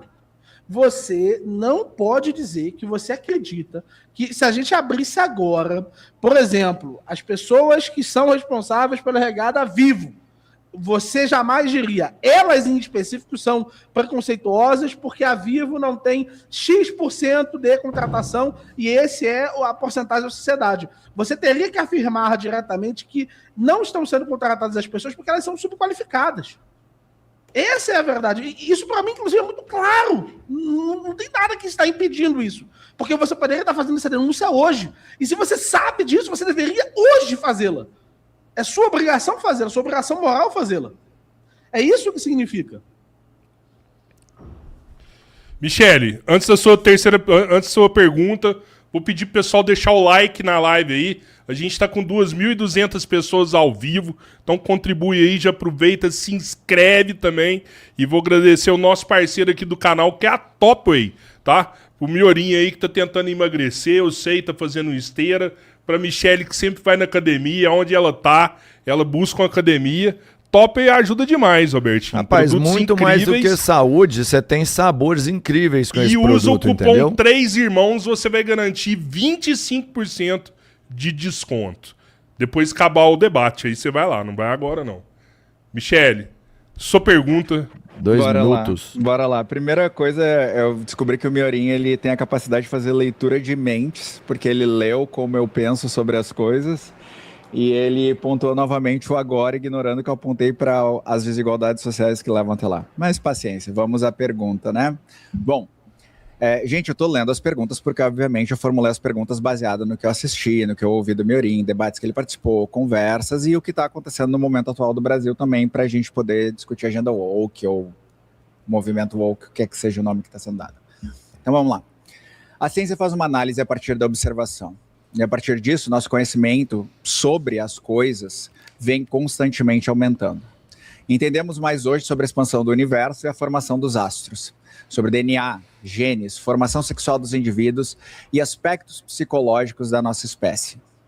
Dadas essas informações, e sabendo que temos um movimento fortíssimo anti-diversidade, baseado em religiões, crenças pessoais e as tais análises óbvias, e que, segundo a Observatória, de cada 10 projetos anti-LGBT que estão presentes na Câmara hoje, 4 são antitrans, sendo que, desde 2019 até 2024, esses são 437 projetos. Esses projetos incluem a remoção do direito de uso de banheiro, participação nos esportes, remoção do direito de processos transexualizadores, adoção e também fazer uma determinação de gênero por um viés político e não científico, por um viés religioso e político. Considerando que o movimento LGBT, ou como chama o Miorim, né, o movimento woke, essa agenda woke, busca evitar processos discriminatórios, inclusive legais, de maneira... Eu vou terminar a pergunta que eu fiz aquele comentário no início ali, Roberto, é a última linha, tá? De que maneira a luta pela não violação de direitos, ela é nomeada como silenciamento ou cancelamento? O Miorim, em algum momento, se posicionou contra esses projetos ou ele concorda com ele? E para a população LGBT, os direitos constitucionais, eles devem ser ignorados para o regozijo de certas pessoas? Miorim? Eu acho que, primeiro, eu gostaria só de refrisar o outro ponto lá, do que foi falado na pergunta. Todo passado foi necessariamente, em algum momento, presente. Então, essa tentativa de tentar recorrer a um certo historicismo das afirmações, esquece que em algum momento ou foi cometida uma injustiça ou o ato foi justo. E se ele foi cometido uma injustiça, ainda é o caso de reparar, porque essas pessoas ainda estão lá. Há 40 anos atrás, por exemplo, quando certas oportunidades foram negadas por um viés preconceituoso do ponto de vista jurídico, nós deveríamos puni-las. Então, é muito claro para mim que essa tentativa de historicizar o processo não resolve ele. Na verdade, camufla a noção direta de que algo deveria ser feito a respeito, né? Mas, superado isso, tem toda uma questão muito interessante aqui. A gente já se posicionou mais de uma vez contra a tentativa oposta de criar certos núcleos de comportamento de proibição. Nós somos anarcocapitalistas. Eu e meu sócio somos anarcocapitalistas, somos libertários. Nós acreditamos que o Estado não tem legitimidade para proibir, por exemplo, a existência de um banheiro inclusivo em qualquer empresa que seja. As pessoas devem ser livres para fazer. O grande problema, e aonde a gente vai discordar aqui, é sobre a esfera pública. É como nós devemos agir do ponto de vista da esfera pública. E é muito claro que você acredita que deve existir uma esfera pública, ou seja, você acredita que deve existir um determinado conjunto de locais em que a determinação deve ser pública. Determinados indivíduos devem ter certos comportamentos impostos a eles através de outros. Hoje você acredita que esses comportamentos são impostos pelo homem branco, são impostos pelo patriarcado, são impostos pela heteronormatividade, mas você gostaria que eles fossem impostos por um outro lado. Então é claro nesse sentido que, como católico, cabe a mim dizer de forma muito direta, os ambientes públicos, eles devem ser tratados de forma a humanizar as minorias, mas não a provocar e a constituir dentro desses ambientes públicos a facilitação para o pecado. E nesse sentido é muito claro para mim que, como libertário, eu não gostaria que esse espaço existisse. Um exemplo muito simples, o financiamento de cirurgias de qualquer cunho que seja, de resignação de sexo, gênero, como você queira chamar. Muito embora a gente tenha nomes diferentes dependendo do país. Em alguns países o nome é resignação de sexo, em outros países é resignação de gênero. Nós não deveríamos ter o financiamento público disso, porque isso vai contra a consciência de certos indivíduos. Certos indivíduos na sociedade, eu me constituo como um deles, acredita que você não deveria fazê-lo. Então, me obrigar a financiar isso é, sem sombra de dúvidas, imoral. Assim como seria imoral que eu obrigasse você a sair com o crucifixo a todo momento. A tentativa de moralizar a sociedade numa direção ou em outra é fruto da própria existência de bens públicos. É nesses bens públicos em que as pessoas precisam se provar e as pessoas precisam se impor umas sobre as outras. É isso o que acontece. Em termos objetivos, aonde esses projetos forem contra as empresas privadas, a vida privada das pessoas, escolas, ambientes que de uma forma ou de outra precisam efetivamente constituir-se de liberdade, eu direi não façam, o Estado não faça, o Estado não proíba. E eu me porei, como já me pus outras vezes, contra. É só na esfera pública em que esse componente católico irá, sim, moldar a minha resposta. Eu acredito naquilo que ensina a Santa Igreja Católica. Os ambientes devem ser propícios para a santidade.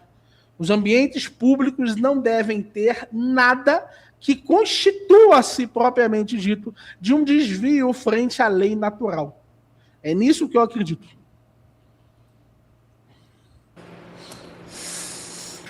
Libertário até a segunda página, então, Mirim. Quando envolve o direito de pessoas trans, aí foda-se. Aí o cristianismo pesa mais que a liberdade individual. Então, vamos lá. Óbvio que eu acredito que a gente precisa ter um Estado, porque não só a gente não está vivendo no ancapistão, como a gente também não está vivendo no comunistão. Né? Então, enquanto a gente estiver vivendo na República na Federação da República Democrática aqui do Brasil, a gente, então, vai estar falando do Brasil. Então não adianta eu ficar viajando e fazendo hipérboles ou criando teorias em cima do ancapistão, porque o ancapistão não existe, tá? Segunda coisa, você não financia porra nenhuma de cirurgia de pessoas trans. Você financia o SUS, assim como eu financio o SUS. E não só nós temos uma lei que rege o SUS e como o SUS deve operar, como também nós temos princípios do SUS que devem ser seguidos. E esses princípios, Miorim, eles não olham pro Miorim e dizem, vamos aplicar uma cirurgia de transgenitalização no Miorim? Não, porque o Miorim tem outras necessidades médicas que, caso haja a necessidade de cobertura do Estado, serão cobertas. E eu não posso escolher não financiar isso. Da mesma forma que eu não posso escolher não financiar a cirurgia de quem está com um problema no pulmão porque fumou a vida inteira, ou que eu não posso escolher financiar a cirurgia de quem está com um problema no fígado porque bebeu a vida inteira.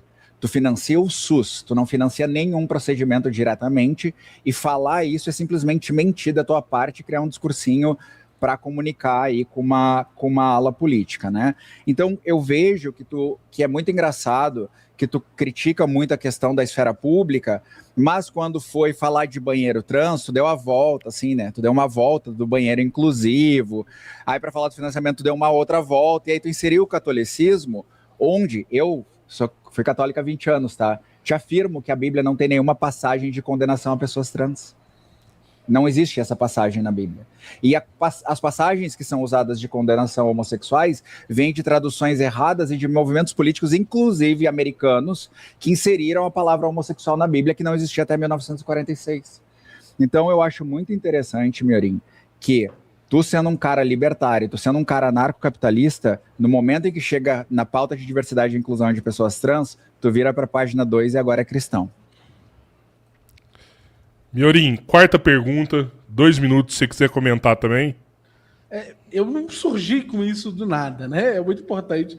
O meu amigo Tio Ró me conhece há muito tempo, o meu amigo Robertinho, Pedro, todo mundo conhece. Sabe que eu sou católico. É evidente que eu tinha que dar essa resposta, porque essa é a resposta que um católico deve dar.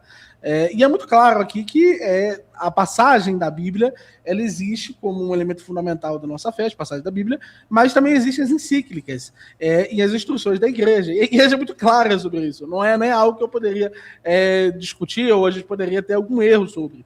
A igreja condena. A igreja, inclusive, utiliza um termo que eu não costumo usar, você pode ter reparado aqui. Eu não uso o termo ideologia de gênero. A igreja usa. A igreja usa em seus documentos oficiais. Ou seja, a igreja reconhece que existe um fenômeno chamado ideologia de gênero. E acredita que esse fenômeno deve ser coibido do ponto de vista social. É muito claro isso daí. E é muito claro para mim também que há uma certa tentativa de suplantar, através do SUS, a ideia de que seja evidente que se é o caso que os trans são capazes de financiarem sozinhos os seus processos, os seus procedimentos, e eles não precisam de um subsídio social externo a eles, o SUS, na verdade, está roubando deles. Na verdade, a lógica é meio objetiva. Ou o custo total das transações efetivas que esses indivíduos efetivamente incorrem é inferior ao custo aferido a eles pelo SUS, ou é o caso que os trans estão sendo roubados pelo SUS. Não há uma outra alternativa, do ponto de vista lógico. É só a gente parar para pensar que os próprios financiadores são as pessoas. E é muito claro para mim que só pode ser o caso que quem está financiando são pessoas de fora. E sobre a pergunta em específico, será que não seria o caso de abandonar o SUS, nesse caso, já que ele está roubando de pessoas trans? Jesus, cara, quanto nada que tu fala, Miorim. Eu já tinha assistido o debate teu, mas eu não achei que tu ia, tendo um livro publicado dessa maneira, que tu ia falar tanto de nada, velho. Eu concordo contigo que o Vaticano, inclusive, é quem cunhou lá nos anos 90 o termo ideologia de gênero, e que alguns usam, outros papas não condenam a relação homossexual, mas o que eu te disse é que a Bíblia não diz isso. Tá? Jesus em nenhum momento falou contra pessoas trans, Jesus não falou contra pessoas LGBTs, Jesus inclusive salvou, né, um servo de um centurião romano. Olha que engraçado, uma relação que não existia nessa época, né, um grande oficial lá do exército romano com um reles servo, né, e aí por que esse oficial lá quis tanto salvar esse servo e não quis salvar os outros, né? Fica um questionamento, e Jesus salvou, né? Jesus o salvou. Tem outras histórias por trás disso, mas não vamos ficar nisso daí. Não seria o ideal acabar com o SUS, porque vamos ao seguinte, como eu sei que você, não vou nem fazer a pergunta porque não é uma coisa que era tema do debate, então não pressuponho que você saiba. O SUS tem 3 princípios fundamentais, que é a integralidade, que é a universalidade e que é a equidade, tá? E nesses princípios, além da sua lei específica, existem as explicações e os processos que o SUS deve, então, seguir para todos os casos. Eu não considero que quando eu estou pagando um tratamento de alguém que está sofrendo de cirrose, que eu estou sendo roubada. Eu não considero que quando eu estou pagando o tratamento de alguém que teve as pernas amputadas porque o marido passou com o carro por cima, que eu estou sendo roubada. Eu não considero que quando alguém faz uma bariátrica pelo SUS, que eu estou sendo roubada, porque eu financio o Sistema Único de Saúde, que inclusive é o que previne no Brasil o aumento vertiginoso dos preços dos planos de saúde. Porque basta você ver nos Estados Unidos que não tem saúde pública e ver os valores dos mesmos procedimentos. Chega a ser menos custoso para um cidadão americano viajar para o Brasil, fazer o tratamento aqui e voltar para os Estados Unidos, porque lá não existe saúde pública. E por não existir saúde pública, o que visam os planos de saúde é única e exclusivamente o lucro. Inclusive, tivemos durante a pandemia pessoas que foram atendidas em hospitais que saíram com dívidas de 2 milhões de dólares e não tinham como pagar isso. Porque por mais que o hospital tenha salvado a vida da pessoa, a dívida permaneceu lá, já que não teve saúde pública. Agora vai ver aqui no Brasil o que aconteceu com as pessoas que foram tratadas pelo SUS. Ninguém saiu com dívida, Miri. As pessoas foram tratadas por um sistema que é financiado por ti, pelo Tchorró, pelo Robertinho, por mim, e ninguém aqui tem que estar reclamando do sistema, que é falho em muitas coisas, mas que na hora de salvar vidas, salvou muitas vidas, mesmo quando a gente tinha pessoas combatendo, né, essa possível solução. Então, quando você cria a dicotomia de que ou eu estou sendo roubada, ou que... É falso fazer essa dicotomia, porque quando você cria somente duas opções, você ignora todas as outras variações de possibilidades que podem acontecer.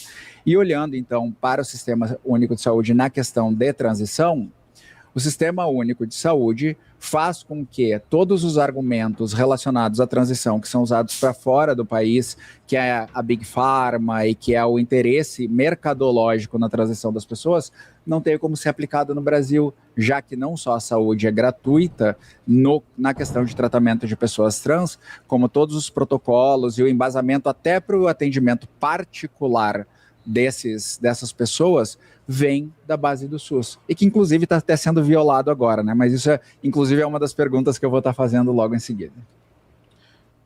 Eu tenho muito problema com esquerdista, eu descobri isso. E olha que eu fui muito marxista, minha mãe se envolveu com o PCdoB, a minha vida inteira eu convivi com essa dualidade, que foi, de uma forma ou de outra, ter sido não apenas esquerdista, mas do tipo que se propunha à revolução. O esquerdista não sabe o que é o terceiro excluído. A lei do terceiro excluído realmente não é nunca capaz de ser absorvida por um esquerdista. Ele não entende que quando eu crio duas possibilidades, há e não há, uma delas tem de ser.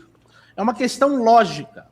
E eu entendo, como aconteceu no debate do Gustavo Machado, que a lógica tenha pouco ou nenhum efeito sobre a maior parte das pessoas. A maior parte das pessoas não se sente constrangida pela lógica. Mas é um fato que, sendo uma minoria, ou são superavitários os trans, ou seja, os trans estão pagando por procedimentos que não são os deles mesmos, ou não são superavitários. Sendo superavitários, questões relacionadas à própria desigualdade social que eles possuem estão sendo roubados, custos, gastos que poderiam ser empregados para que eles deixassem de ser uma minoria, estão sendo roubados para desempenhar no tratamento de pessoas que têm cirrose, por exemplo, que provavelmente é o grupo não superavitário. Isso é evidente. Isso é algo que, do ponto de vista lógico, assim, meu Deus do céu, não tem nem o que falar. É algo que eu costumo ver, que a enunciação de alternativas, ela só pode ser, de fato, um expediente lógico quando alguma dessas coisas descaracteriza o cenário em questão. Mas ou é superavitário ou não é superavitário. E os raciocínios advindos daí são obrigatórios, são necessários. Senão nós não temos um piso comum para conversar. Você só pode estar certo ou errado e não ser um sentimento que você possui em relação ao SUS se nós pudermos falar nessas bases. se nós pudermos conversarmos sobre algo concreto, específico. Senão, nós necessariamente estamos erodindo as pontes racionais. É isso que vocês estão fazendo. Meu Deus do céu, isso é muito claro. Os trans estão sendo prejudicados na sociedade. Eles possuem materialmente menos recursos. Então, se eles são superavitários, eles estão sendo obrigados a, ao invés de lidar com os seus problemas, ao invés de poderem preencher as suas necessidades. Ô, tio Rob, eu tenho vontade de mandar pra casa do caralho, tu rindo assim, meu mano. Porra, velho! Tu é esquerdista que pra isso? cacete, meu Que mano, isso, porra. velho? Eu te amo, mano. Que isso, Tu é Miorim? esquerdista pra caramba. Não pode dar uma risadinha, caralho. Bate todo, meu mano. Eu te Não, amo, aí, pô. mas que é isso, aí? Com cara de Agora negócio sobrou pra caralho. mim. Porra, Que velho. pariu, Põe, eu vou te falar, tira mano. minha cara Mas aqui, é ui. chato, Tira minha mano. cara, Pedrão. Pô, é Não chato, me mostra, não. falando Eu da não tô boca, falando nada. Eu não tô falando nada. Tu olha a cara do Robertinho quando a Michelle tá falando. O Robertinho é o Robertinho, velho. Foda-se o Robertinho, faz a cara que quiser. Miorim, porra, velho. Que isso aí? Não, mas Estourou aí o não, tempo, hein? aí não. Estourou o tempo, hein? Você tá brigando comigo. Você tá brigando comigo por conta de uma reação. Conta de uma reação. Ah, não, Miorinho, aí não. Aí não. Não, aí você tá pegando meu pé. Aí você tá pegando meu pé. Eu tô rindo, Miorim, eu tô rindo. Eu tô rindo é da Michelle. A lavada que você tá dando na Michelle, Miorim. É isso que eu tô rindo, Miorim. Robertinho, eu tô sendo injusto. Ah, para, Miorim. Pelo amor de Deus, velho. Pelo amor de Deus. Demais. Miorim. Demais. Se eu tiver, eu até peço desculpa pro tio Ró. Não, pede agora. Pede agora. Miorim, Muito, vamos fazer o seguinte. muito injusto, muito. Eu peço. Mas fala aí, Eu Robertinho, vou tentar ser justo aqui, né? Que é sempre Porra, pôr um bicho, ponto de aí equilíbrio não, aqui. bicho. Vamos fazer o seguinte: Não, marca um debate meu com o Cabeleira lá. Aí eu discuto com ele aqui. Não, Hoje velho, eu sei e a não, Michelle, eu não não. vou entrar. Você quer Não que eu vou saia entrar. daqui? Você quer que eu saia? Não Eu vou saio entrar. daqui, ué. Peraí. Não, velho. Não. Não vou entrar. Não é verdade que ele tá melhorando o cara De boa. De verdade, Robertinho, de verdade, Robertinho. Ô, Miorim, Ah, não. estourou não. o tempo, eu vou seguir aqui. Vai ter Tá 2 bom, minutos, Robertinho, tá 2 minutos pra pergunta da Michelle. Vamos lá? Mas Vamos tava lá. mesmo, né? Só uma leve interação aqui. O Rodrigão, ele também tá sorrindo quando eu tô falando algumas coisas, tá? Então, eu não sei qual foi a moral disso daí. Enfim, é um debate. É assim, o Miorim velho. conhece o Eu Cabeleira, tô mas o rindo aqui Cabeleira tá mudado. do chat, pô. Na verdade, ele Tô fica rindo rindo do aqui chat. do Ele ri muito do superchat. O cara mandou um superchat aqui engraçado. Ah, não, Lê o tô rindo superchat do Miorim. engraçado aí, né? Ah, Lê porra, o velho. superchat. Porra, bicho. Eu peço desculpa do fundo do meu coração. Tá? Não, mas óbvio. Foi assim que eu te interrompi. Não, Eu e peço perdão, velho, pô, Entendeu? todo o debate aí que você assiste aqui no Três Irmãos, pô, não tem como eu virar uma estátua e ficar aqui, Não, velho. claro, claro. Mas tu tem uma carinha de deboche que eu já conheço. Ah, vai cagar, mano. Ah, sai fora. Sai fora. Isso aí é alucinação sua e do Malboro. E para. Pelo amor de Deus. Não, aí foi foda. Não, aí não, velho. Miorim, se ele estiver roubando, eu te aviso aqui, mano. Ele tá jogando ele tá justo hoje, tá? Tamo junto. Tá. Eu até ia comentar o que ele falou, mas eu esqueci porque foi engraçado isso que aconteceu. Não, Enfim, foi estragou o direto pra debate pergunta. inteiro. Estragou o debate inteiro. Eu perdi o time aqui do debate. Eu tô focado aqui. Você cagou Miorim, no debate. Você cagou Miorim, no debate. eu te adoro por essas e outras. Maravilhoso, como sempre. O melhor. Pô, o povo não entende porque que eu amo o Miorim. Não só por essa, mas são várias. Né? Cara incrível. Vamos lá, então. Vou tentar Questão voltar da pro lógica. debate. Vou tentar Michelle, voltar pro e você debate. falou sobre a lógica. São 2 verdade, minutos pra você formular uma pergunta agora, tá, Michelle? Isso. Você pode comentar aí 2 minutos pra formular uma pergunta. Só um comentário. Michelle minha estudou lógica, né, Michelle? Não, a minha formação é justamente sistemas de informação. Miorim, na hora que a gente se encontrar aí em Minas, se tu for pros guri ali, vamos fazer uma prova de lógica. Lógica com extensão, assim, bem complexa, pra gente ver exatamente se eu sei lógica ou se eu não sei lógica. Mas, assim, né, vamos fazer as determinações corretas ali de uma lógica matemática e a gente vê se eu sei ou não. Mas vamos pra pergunta. Vamos pra pergunta. Ó o Robertinho fazer careta! Ó o Robertinho fazer careta, Miorim! Olha o Robertinho que tá Dessa falando. vez ele fez. Olha o que o Robertinho tá Dessa falando. vez eu denuncio. O Robertinho fez careta, de fato. Agora ele fez. Porra, velho. Desculpa aí. Vamos lá. Rapidão. A minha quarta pergunta, então, é a seguinte. Começa com a explicação, obviamente, dela. Crianças trans existem. E essa afirmação parte de uma observação de uma dissidência de gênero atribuída a crianças e adolescentes. Nesse contexto, temos uma série de protocolos internacionais de acompanhamento e tratamento de crianças e adolescentes trans. A recente decisão do ministro Flávio Dino, seguindo o CFM, tenta validar as 39 referências citadas que se baseiam na mesma decisão do Reino Unido. Dentre essas referências estão o CID, que não argumenta contra pessoas trans, que basicamente é um catálogo de doenças, o protocolo de atendimento de pessoas trans na Inglaterra, que é o item de número 34 das referências, como se ele fosse uma forma de forçar médicos a hormonizar crianças, e dentre citações, como uma que se refere à desistência de transição através de uma análise de pessoas que não pediram mais reembolso para hormônios.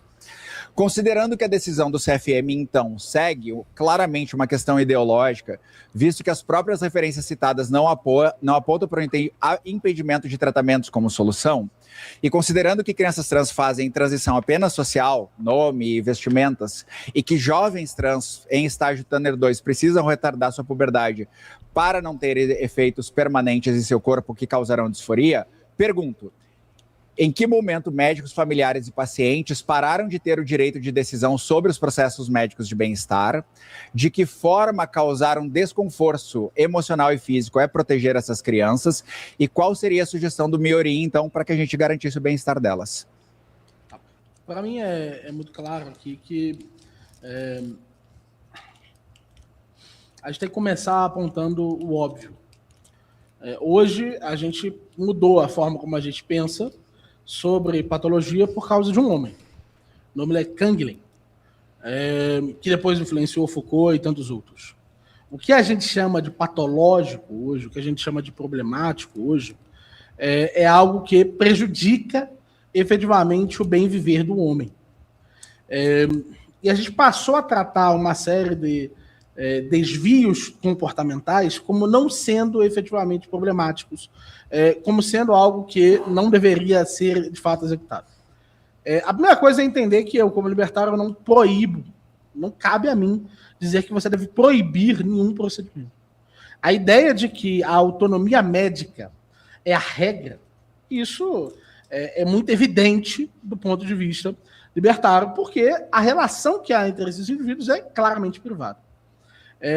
Nesse sentido, o meu desconforto com isso é a modificação significativa dos critérios e das estruturas utilizadas para a definição desse processo.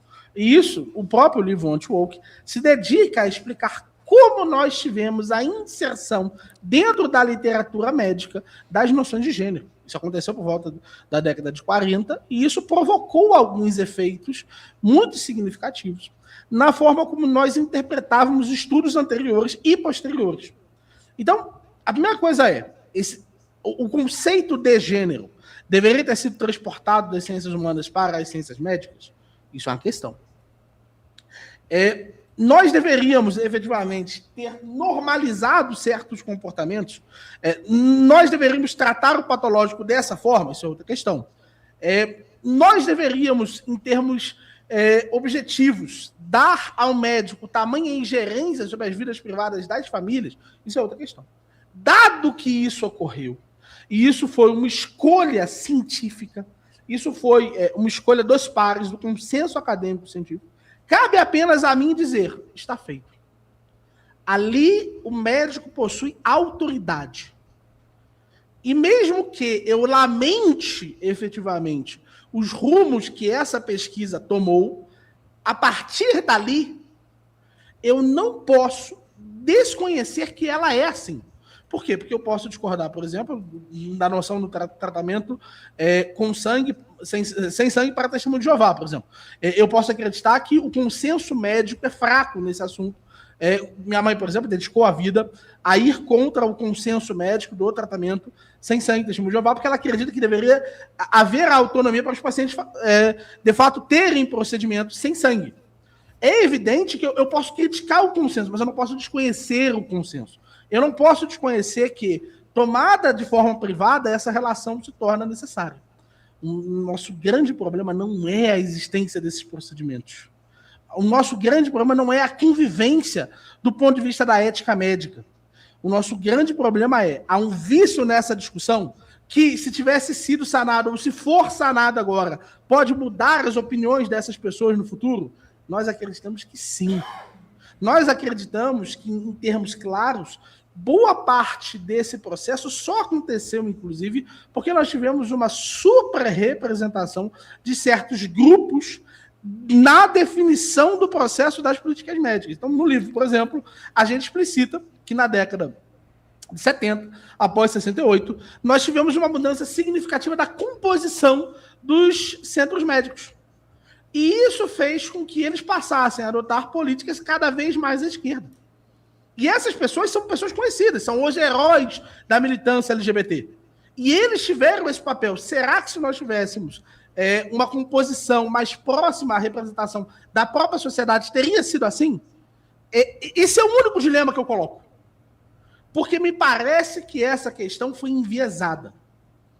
E se isso assume a conotação pública, então, muito menos isso poderia ser feito de qualquer forma, porque, por todos os motivos que eu já elenquei. O meu problema é metodológico. Foi correta a forma que esse consenso, que nós chegamos a esse consenso? Só isso. É meu comentário, né? 3 minutos. Tá. Só uma questão. Eu acho que no momento que é uma questão de contestação de metodologia, o teu processo imediato deveria ser ler os estudos, avaliar a metodologia e fazer a revisão desses estudos e fazer uma nova publicação, Miorim. É assim que se contesta a ciência. Não é pela vontade do indivíduo, assim, sem passar por um ambiente em que a tua proposição ou o teu questionamento será avaliado. Eu acho engraçado que tu citou 1940 como sendo um divisor, sendo que é muito pontual. A forma como eu estabeleço as minhas perguntas, elas são graduais. Não faz meia hora atrás que eu te falei que em 1919 a gente fazia tratamento de pessoas trans na Alemanha, no Instituto de Ciências Sexuais do Magnus Hirschfeld. Mas eu acho que tu não lembrou disso. E aí, por nós fazermos o tratamento de pessoas transexuais lá e de pessoas LGBTs lá, de que maneira exatamente só em 1940 que nós passamos, então, a aprender essa coisa? Lembrando que o exército nazista queimou todo o conhecimento referente a pessoas trans em 1933, a pessoas LGBTs em 1933. O Instituto de Ciências Sexuais foi atacado pelos militantes nazistas. Então, na hora que a gente vai fazer uma contestação de metodologia, essa contestação de metodologia tem que ser feita num paper acadêmico, tá? Quando você fala normalizar comportamentos, eu noto uma tentativa sua de desviar, porque você não aponta quais são os comportamentos. Você pincela eles porque você não quer falar exatamente o que você considera desvios de comportamento, né? O fato de certos quadros que antes foram considerados patologias não serem mais considerados patologia é justamente pelo desenvolvimento das ciências e como a gente acaba compreendendo que, por exemplo, os aspectos de transexualidade, eles envolvem mais áreas da ciência. Por isso são aspectos biopsicossociais, porque a gente precisa estudar tanto a questão biológica da formação do indivíduo, psicológica da formação da mente e então como essa pessoa se expressa, e também das interações sociais e como esse indivíduo, enquanto ser biológico, absorve o que está ao seu redor, né? Então, assim, eu já vi em outros debates seus que essa é uma estratégia de você tangenciar a resposta, mas uma coisa que não ficou muito claro é qual seria a sua sugestão de melhoria, porque você apresentou a crítica e não apresentou a sugestão de melhoria. E eu sei que são perguntas sequenciais, mas eu gostaria que quando eu fizesse as perguntas elas fossem respondidas, como eu também estou tentando, apesar de que você diz que eu não sei de lógica, né, quando eu respondo as suas perguntas. Boa. Antes da gente ir para a última rodada, Miorim, eu queria ler 2 superchats aqui e dar 3 minutos para cada para comentar, para envolver o pessoal aí da audiência na nossa conversa, tá bom? Ah, e eu se vou for- começar por você. Se Oi, eu for Roberto. falar, já fala do Guruja também, pô. Aproveita que já tá aí ou não? Tá. Vou agradecer ao nosso parceiro. Pô. Guruja Concurso, né? Se você tem um sonho aí de ocupar cargos importantes dentro do Estado, área de controladoria, auditoria, procurem agora a Guruja Concurso, que ela é quem mais aprova no Brasil. A gente tem um link na descrição aí, é só você acessar que você vai ter acesso a esse pessoal aí, que faz um trabalho incrível, acompanhando você passo a passo até você passar num concurso público e ter um bom emprego com bom salário, pagando um bom salário. O Thiago ACS1 mandou aqui.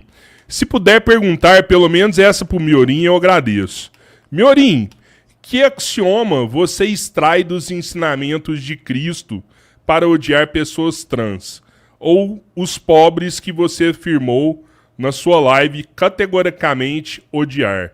Isso aconteceu, Miorim? Quer responder? 3 minutos, depois 3 minutos para Michele comentar. Eu acho que é muito claro que eu não odeio pessoas trans. A palavra ódio ela é muito mal usada. Se eu odiasse pessoas trans, eu não debatia com ninguém que se declara trans, que é trans. Jamais. É muito evidente que a palavra ódio é muito mal empregada. E eu mesmo sou, sob muitos prismas, pobre. Então é evidente que deve haver alguma conotação em que isso é possível. Então, por que eu, Daniel, acredito veementemente que o processo do crescimento das políticas contrárias à chamada heteronormatividade devem ser sustentadas no longo prazo, né? Nós devemos suprimir essas políticas de alguma forma. Porque eu acredito que há uma verdade. Eu acredito que há coisas que são verdadeiras no mundo e eu acredito que há comportamentos que são superiores a outros. Se você gostaria de saber quais são os comportamentos efetivamente que eu associo efetivamente à comunidade LGBT, eu posso falar que alguns deles. Um exemplo muito simples é a presença de sexo casual em proporções e tamanhos superlativos. Por exemplo, esses dias a gente estava reagindo à biquarentona. E a gente estava vendo o caso de como eu posso pôr isso? Irmã Ronga, alguma coisa do tipo. De um farsário que enganava homens, não sei se enganava é a palavra correta, né? Para fazer sexo com eles. Só que, na verdade, era um travesti em especial, autodeclarado travesti. E aí ele fez sexo com 1.600 pessoas. E o rapaz do Biquarentona disse, não é um número tão grande assim. Assim, no chat, você via comentários, não é nenhum absurdo, né? Só foi muito rápido, né? Mas não é nenhum absurdo. Eu não vejo a ideia de que relacionar-se com mais de 1.000 homens seja, em qualquer outro lugar, algo plausível, aceitável, ok. Que isso não, inclusive, torne a vida humana menos fácil de ser convivida. Um outro exemplo de comportamento específico que efetivamente típico da comunidade LGBT. A tentativa de estabelecer padrões de comportamento para seus familiares. A própria ideia de que um indivíduo deve aceitar a noção do posicionamento da família, a obrigação da família como um todo portar-se em direção a um indivíduo que se torna LGBT e que suas práticas sejam consideradas prontamente razoáveis e que não possa haver nenhum tipo de contraste entre o conjunto de coisas que se acha razoável para a vida. E isso... Você me dá mais um minuto, Michele, para eu terminar de listar os comportamentos? Eu só vou listar mais um. Isso, para mim, é um problema. Isso não existe em nenhum outro círculo. A ideia de que você mudou um determinado comportamento, determinado conjunto de comportamentos, então eu devo aceitar você, é estranha. Isso não existe em nenhum outro círculo social. E, por último, a questão da necessidade da imposição desses padrões de comportamento para o mundo. A ideia de que não apenas o mundo deve financiar essas práticas, como é preciso que o mundo todo seja um pouco mais próximo ao Vale. O mundo todo deve, de uma forma ou de outra, politizar-se. O mundo todo deve adotar essas questões. Nós devemos quebrar, efetivamente, os padrões já afirmados pela sociedade e reconstruir eles sobre outras bases. Esses são comportamentos que eu considero ruins da comunidade LGBT. E eu considero que esses comportamentos seriam recriminados também por Cristo. Não há, para mim, uma incompatibilidade entre o cristianismo, o catolicismo em particular, e a crítica a essas práticas. É isso. Bom, a Michelle tem 4 minutos se ela quiser comentar. Né? 4 minutos e meio, tempo exato, você pode usar como preferir. Eu acho engraçado que a gente começa falando de sexo casual em proporções e tamanhos superlativos e o cara me cita Sister Hong, que era um cara se passando por mulher, transando com um monte de gente, aí alguém vai lá e diz, nem é tanta gente, e o Miorin leva a parada mó a sério. E aí faz também uma generalização, né? Pega um cara que se passava por mulher e atribui isso a toda a comunidade LGBT, como se toda a comunidade LGBT transasse com 1.600 pessoas. Então, ainda atribui o que é trans, né? Sister Hong é uma pessoa trans. Depois ele fala dos padrões de comportamento para os seus familiares. Olha que coisa muito interessante, né? Voltando a um termo que a igreja usa, tal ideologia de gênero. Pessoas que nascem com pênis, nascem numa ideologia em que você tem que brincar de carrinho, você tem que brincar de lutinha, você tem que usar bermuda, você tem que usar camiseta, você tem que usar tênis, você tem que ter cabelo curto. Pessoas que nascem com vagina, eu estou desconsiderando intersexo aqui para não bugar a mente de pessoas aí, né? Aí tem que usar vestidinho, tem que brincar de boneca, brincar de casinha. Existe uma ideologia social. A pessoa que é LGBT vem em toda essa norma, toda essa cultura. Ela sabe que ela está fugindo ao que essa norma diz. Aí ela tem que passar por um processo de criar coragem para dizer para sua família: olha, eu não me encaixo nesses padrões, eu sou diferente disso. E aí o Miorin disse que isso é um problema. E olha que engraçado, anteriormente no debate, no ponto em que nós falamos sobre as desigualdades, em que eu trouxe as desigualdades e o Miorin não endereçou as desigualdades, justamente a família que ao ouvir isso não aceita, exclui essa pessoa à margem da sociedade, a coloca à margem da sociedade, a exclui de casa, a exclui do ambiente escolar, não tem mais um ambiente seguro para que aquela pessoa possa se desenvolver. Então veja como as coisas vão aparecendo aos poucos, mesmo que de maneira não intencional.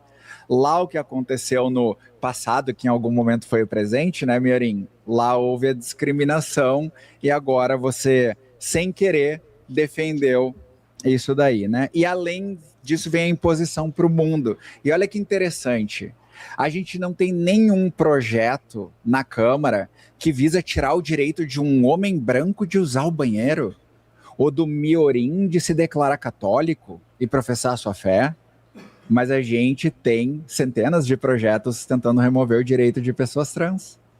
Então como é que eu não vou impor para o mundo que eu tenho os mesmos direitos que o Miorin? Como é que eu não vou lutar por isso? Isso está na nossa Constituição Federal, na nossa Carta Maior, né? E aí, para mim, a pior da tua fala, Miorin. Eu acredito que Cristo condenaria. Meu amigo, Cristo andou com as pessoas excluídas da sociedade. Tu invocar o nome de Cristo como católico que tu é, para defender uma posição tua sobre condenação maluca que tu tá criando aqui, chega a ser ofensivo para a figura que Cristo representa. E é por isso que eu sempre digo, Cristo é um cara da hora. Ler o que Cristo falou e ensinou é da hora pra caralho. O fã-clube é que é o problema. O Felipe Oliver 13 mandou aqui também. Sei que os dois são geeks. Queria que falassem do impacto da representatividade na cultura pop hoje, onde termina a representação e começam fenômenos como cultura woke ou, em outro plano, o pink money. Michelle, se você puder começar aí, 3 minutos, depois o Miorin, 3. Eu acho que existem críticas muito fortes a qualquer forma de representatividade nos games. A gente tem um exemplo muito recente que é o The Last of Us 2, que ele retrata, né, algumas cidades que estão no Canadá, e lá tinha bandeira trans e bandeira LGBT nesses locais, né? E ainda tem uma figura de uma mulher que não segue padrões ultrafemininos, que é a Abby, né? A Abby é extremamente musculosa e ela tem, inclusive, a sua modelo de corpo como uma lutadora de MMA, né? E aí eu vou concordar com o Miorim do wokeismo de direita aí, né? Nesse ponto, porque veio uma galera, criticar pra caralho o fato da escolha de uma mulher musculosa como sendo uma pseudo-antagonista. Não vou dar spoilers aqui do jogo, porque pode ser que alguém queira jogar, né? Uma pseudo-antagonista, bombada, musculosa, a presença de bandeiras LGBTs, e que aquilo lá era ruim para a sociedade, que estava incentivando.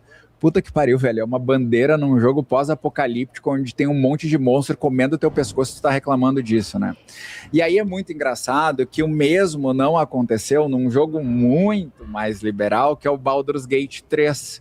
Porque o Baldur's Gate 3... não só tu tem relações homossexuais, como tu tem a representação de pessoas trans lá. Baldur's Gate 3, tu tem uma liberdade de fazer um monte de coisa. Mas ninguém conseguiu contestar isso, porque é um jogo bom pra caralho, entendeu? Então, mas aí vem, por exemplo, eu acho que foi o Dragon Age, eu acho, o último que saiu, que daí ele tentou emplacar um pouco de diversidade, mas o jogo tava ruim. O jogo tava ruim pra caralho, graficamente, a história do jogo tava ruim, e aí essa galera aí, que inclusive defendeu Stellar Blade, que tem uma história péssima e graficamente é horroroso, foi lá e criticou, então, o Dragon Age, né? Então é muito engraçado. Qualquer forma de representação, ela vai haver uma tentativa de crítica ou de cancelamento, mas um roteiro bem escrito, uma história bem escrita, acaba fazendo com que essas pessoas até consumam esse produto, mesmo enquanto elas estão criticando aí por fora. Eu acho que é importante ter representação, porque pessoas trans existem, pessoas gays existem, pessoas pretas existem, e os jogos têm que mostrar que essas pessoas existem. Miorim? Em termos práticos, um exemplo que eu acho razoável. Aliás, deixa eu comentar antes a questão de Cristo. É verdade que Cristo, de fato, andou com pessoas que eram pecadoras, mas só após elas renunciarem ao pecado. Essa parte é muito importante. Sobre Baldur's Gate, é o meu segundo jogo mais jogado na Steam. Eu tenho 362 horas de Baldur's Gate jogado. Mas existe uma diferença fundamental aqui entre aquilo que a gente poderia declarar um jogo com uma questão woke e aquele que possui certa representatividade.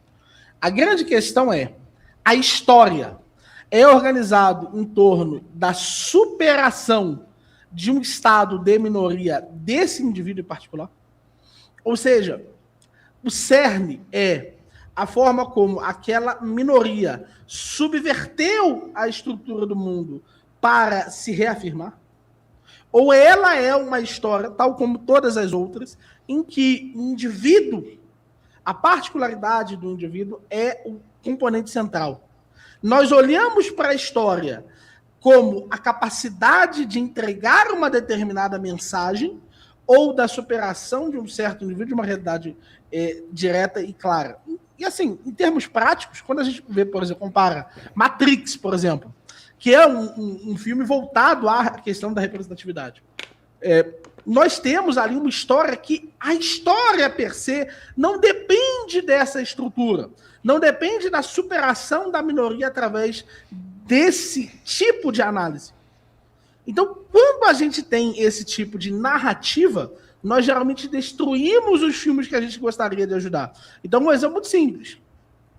She-Hulk. A história dela é sobre como ela é uma mulher que supera seus limites. E esse ser mulher é a característica fundamental da personagem. Não há um traço que caracteriza aquele personagem numa questão direta e específica. Todos os grandes padrões de decisão acerca da pertinência de determinadas falas é superado pelo fato que ela exerce um papel. E aí é lógico que aqueles que defendem aqui esse papel dizem que todo mundo sempre exerce um papel, de uma forma ou de outra. E que não há muito o que se falar de uma neutralidade em relação a esses fenômenos. E eles vão dizer que a própria existência, a não existência desse componente em que o indivíduo personiza a sua minoria é a personização da heteronormatividade, do padrão. Só que isso é subverter a própria lógica da narrativa. Porque na narrativa nós a encaramos de forma individual. O indivíduo não convive socialmente com o filme. Todo indivíduo percebe, encara e interage com o filme no particular. E no particular as histórias precisam, sim, de terem uma vida própria, independente dessa tentativa de desconstrucionista que existe hoje no Hollywood. Pô, ô Miorim, assim, teve vários superchats envolvendo lógica. E, inclusive, até a Michelle te chamou pra fazer uma prova de lógica aí. A gente quer sediar essa prova aí, tá? Eu amo lógica, velho. O Miorim também adora. Você sabe quais são as leis da lógica? Não! Vamos pra prova, a lógica Quais matemática. são as leis da lógica? Você pode me dizer aqui? Só para a gente confirmar se vai ter esse debate. Não, porque não é debate, é uma prova. A gente vai ser submetido a uma prova de lógica essa matemática. Prova, você pode me dizer quais são as leis da lógica? Só para eu saber se eu vou perder tempo com isso. Não, vai perder. Vamos deixar para o debate. Ô, Miorim. Quais são as 3 leis da lógica, Michel? Não faz parte do debate, Miorim. Vamos voltar aqui para o debate. Quando você for lá, a gente põe essa como a primeira questão da prova. Você sabia que a questão... Não é o tema do debate. Não é o debate. Não é o debate, cara. Deixa eu só comentar a curiosidade aqui. O público do Três Irmãos tanto não sabe lógica que no dia em que eu fiz o debate com o Machado, nós tivemos uma coisa única no Brasil. A palavra axioma no Google Trends alcançou o seu topo histórico. As pessoas perguntando o que é um axioma. Porque o público do Três Irmãos não sabia o que era um axioma. Miorim, deixa eu te falar, Miorim. Eu não vou lá na alta linguagem falar que o povo é burro, não, hein? Aí não. Vocês alcançaram o top histórico. Aí não. Aí não. Não. Disso. Aí não. Eu posso provar. Você pode me desrespeitar. Desrespeitar o nosso público, não. Não. Eu abro aqui agora o povo que eu tô falando. Não. Foi falta de educação isso aí. Não, mas isso é verdade. Isso é um fato. Pô, chamando nosso público de ignorante, mano. Para com isso aí. Os caras estão consumindo Três Irmãos, rapaz. Isso aqui é cultura. Isso aqui é aprendizado. É o topo histórico da palavra axioma. O que é uma axioma? É a galera do alta linguagem lá. É a galera do alta linguagem. Não é a galera do Três Irmãos, não. Você entende que em um dia nós alcançarmos o alta linguagem, nem tem público pra isso. Deixa eu te falar aqui. O topo histórico da palavra axioma, cara. Ah, então é o público do Três Irmãos, que esse dia você tava chamando lá no seu canal de bot. Falando que a gente só tem bot. Não, então é os bots. Não disse isso. Era os bots que acessou os axiomas. É comunista. Não. Os canais comunistas têm bot. Eu não falei de vocês. Pode voltar aqui, beleza. a gente vai lá e volta. Só que se você tá se declarando um canal comunista, aí é outra história. Eu tentando voltar pra debate e o debate indo pra puta que pariu, tá ligado? Michele, você podia tentar me ajudar só aí. Só ler o superchat aqui. Deixa eu ler o superchat. O Minhoca 4269, por isso que eu trouxe a parada da lógica, comentou que eu sou doutoranda em matemática. Existem infinitos tipos de lógica. O terceiro excluído não é um dado da realidade. Ele escreveu com caixa alta aqui. E aí depois ela comentou que imposto é destruição da moeda. O financiamento do SUS é moeda criada justamente para isso, tá? E aí agora, se você quiser comentar alguma coisa aí, tem 3 minutos, depois a Michelle comenta. É muito claro para mim que ninguém aceitaria. É muito fofo isso, né? Ah, meu Deus! Tem infinitas lógicas. Primeiro, não é verdade, tá?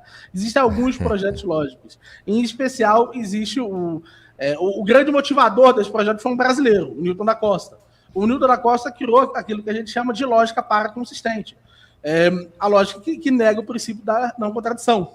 Existem outras lógicas que negam outras leis, mas uma das leis que nunca é negada é a própria noção da identidade. E há, do ponto de vista da lógica elementar, meios para reescrever boa parte dos enunciados, inclusive o terceiro excluído, em todas essas lógicas. Então, isso não significa, de forma alguma, que eu não possa utilizar o terceiro excluído, principalmente porque cada uma dessas lógicas tem um campo de aplicação. Quando eu usei, na primeira vez, no primeiro debate, a questão dos axiomas, eu usei por causa dos FC. Porque é claro para a gente que se você particulariza um determinado fenômeno várias e várias e várias vezes, você cria um subconjunto. E as leis que regem esse subconjunto são descrições do conjunto como um todo. Então foi por isso que eu fiz uso da lógica. Porque ela, nesse sentido, ela era a lógica tradicional, é a chamada lógica clássica, ela é o instrumental que nós precisamos para analisar conjuntos. O livro mais famoso que aborda isso é justamente o livro do Stoll, Set Theory and Logic, em que ele aborda as razões e os motivos pelos quais nós precisamos de uma lógica de predicados, principalmente, para análise de conjuntos. Isso é só uma obviedade, não tem como a doutoranda concordar ou discordar de mim. Eu só estou enunciando fatos. Não há um outro elemento aqui. E é muito claro para mim que o motivo pelo qual a Michelle não quer dizer quais são as leis da lógica é porque, de fato, aquilo que a gente chama de lógica de programação e a capacidade que ela com certeza tem para a programação não significa que ela está habilitada para o estudo da lógica, que é inclusive uma terceira coisa. Se eu abrir agora, por exemplo, Set Theory and Logic, e eu mostrar para ela, e ela de fato for capaz de ler, demonstrar, explicar, por exemplo, uma demonstração na página 40 do Set Theory and Logic, isso já me surpreenderia. Justamente porque não é porque ela seja fraca em lógica. Eu não estou dizendo que ela não saiba programação, eu não estou dizendo que ela não sabe efetivamente as regras do raciocínio. Eu estou dizendo que as regras da lógica como um todo, a observância dos padrões da lógica não existe na esquerda. Do mesmo jeito, o que aconteceu aqui no debate com Gustavo Machado foi a rejeição do papel explicativo da lógica. Isso vai acontecer o tempo inteiro. Os esquerdistas eles vão a esse lugar. Em troca do quê? Da materialidade. A materialidade é o local em que, através da manifestação da diferença, enfim, nós teremos o raciocínio completo. Enfim, nós teremos o raciocínio real. Vamos ao todo, analisando o todo, nós explicamos os fenômenos particulares através das nossas categorias. É isso o que acontece com esse grupo. Esse grupo é subrepresentado frente a isso. Eles não estão cientes dessas discussões. Professora de matemática ou não, você vem aqui, a gente faz um debate e você me demonstra errado. Porque é muito claro para mim. Muito claro para mim. Em todo o processo da consolidação dos pensamentos da esquerda, a dissolução de certas ciências. E a mais afetada é justamente a lógica. Michele, quer comentar alguma coisa? 3 minutos e depois a gente já volta com as rodadas. Eu sou uma pessoa da lógica matemática, né? Então pode ser que o Miorin esteja se referindo a outros modelos lógicos aí, mas tudo bem. Eu queria só comentar uma coisa quando ele falou anteriormente ali sobre uma questão, a gente estava falando lá das representatividades, ele citou exatamente She-Hulk como um exemplo. She-Hulk tem um roteiro péssimo pra caralho, mas por exemplo, os filmes da DC que são com heróis homens e que tem um roteiro merda pra caralho também, que a figura é ser másculo, é ser fortão, é ser o bonzão, ele não citou, olha como há uma seletividade até na hora de fazer essas citações. O motivo, Miorin, até talvez, como tu talvez nunca tenha acompanhado um debate meu, não é só contigo que eu faço isso, tá? Toda vez que uma pessoa traz um tema completamente fora do aspecto do debate, já que o tema, por exemplo, é anti-woke, eu digo, não faz parte do tema, não faz parte do prompt. Você pode pegar muito claramente, se você for no debate com o Guto Zacarias, que eu tive recentemente, você vai ver que a gente está falando sobre a existência de crianças trans, e ele do nada faz uma pergunta sobre estupradores. E eu disse, não faz parte do tema. E aí, muitas vezes, vocês não aceitam que uma pessoa que está debatendo um tema específico, ela force a manutenção desse tema, que é o que eu faço. É desagradável, pode parecer desvio, eu realmente não me importo, sabe por quê? Porque eu não vou debater contigo o tema que não está em pauta. Se o tema fosse anti-wokeismo e lógica aristotélica ou filosofia aristotélica, a gente poderia entrar neste tema, mas o tema é apenas anti-woke, então por causa desse motivo, eu não endereço temas fora dele. Se você quiser endereçar temas fora dele, você pode propor um próximo debate e a gente endereça temas não relacionados ao wokeismo.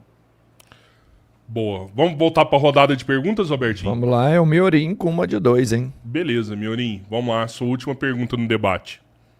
Tá. Eu queria te perguntar, por que você acredita que os padrões, aquilo que a gente estabeleceu como padrões para a sociedade no momento de hoje, família monogâmica, a heteronormatividade, toda a estrutura relacionada ao capitalismo, toda a estrutura relacionada a uma certa ética sexual. Por que todas essas coisas que nos levaram até aqui podem ser facilmente, ou melhor, devem ser suplantadas se o Estado que nós possuímos hoje, o Estado de coisas, né? Não o Estado como ente jurídico, o Estado de coisas que nós temos hoje, que é mais próspero do que qualquer outro período histórico que nós tivemos, foi nos dado justamente por esse arranjo. Se nós sabemos que o patriarcado e todos esses elementos são extremamente importantes para a consolidação e constituição da sociedade que nós temos hoje, essa sociedade em que nós temos internet, a sociedade em que nós, de fato, conseguimos estabelecer certos padrões de desenvolvimento. Se tudo isso foi tão necessário, foi parte constitutiva do início até hoje, por que nós devemos abandonar isso hoje? E se ao abandonar, nós não teremos, na verdade, a perca desse processo civilizacional que nós construímos. Vamos lá.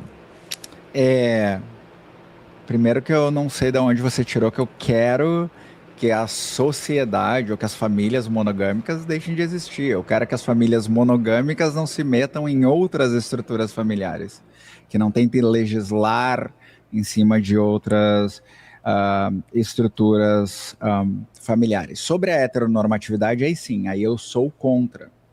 Porque a heteronormatividade, ou no caso a cis-heteronormatividade, estabelece uma norma que as pessoas só podem ser cisgênero e heterossexuais.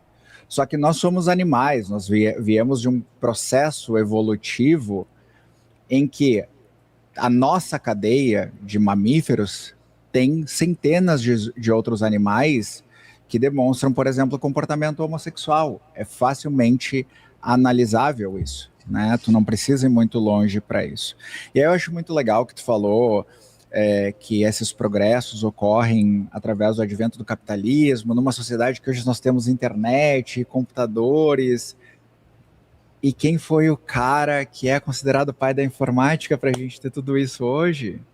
Era um cara gay que acabou, então, sendo preso depois de quebrar a criptografia do exército nazista, reduzindo a guerra em 2 anos. Olha que maravilha, né?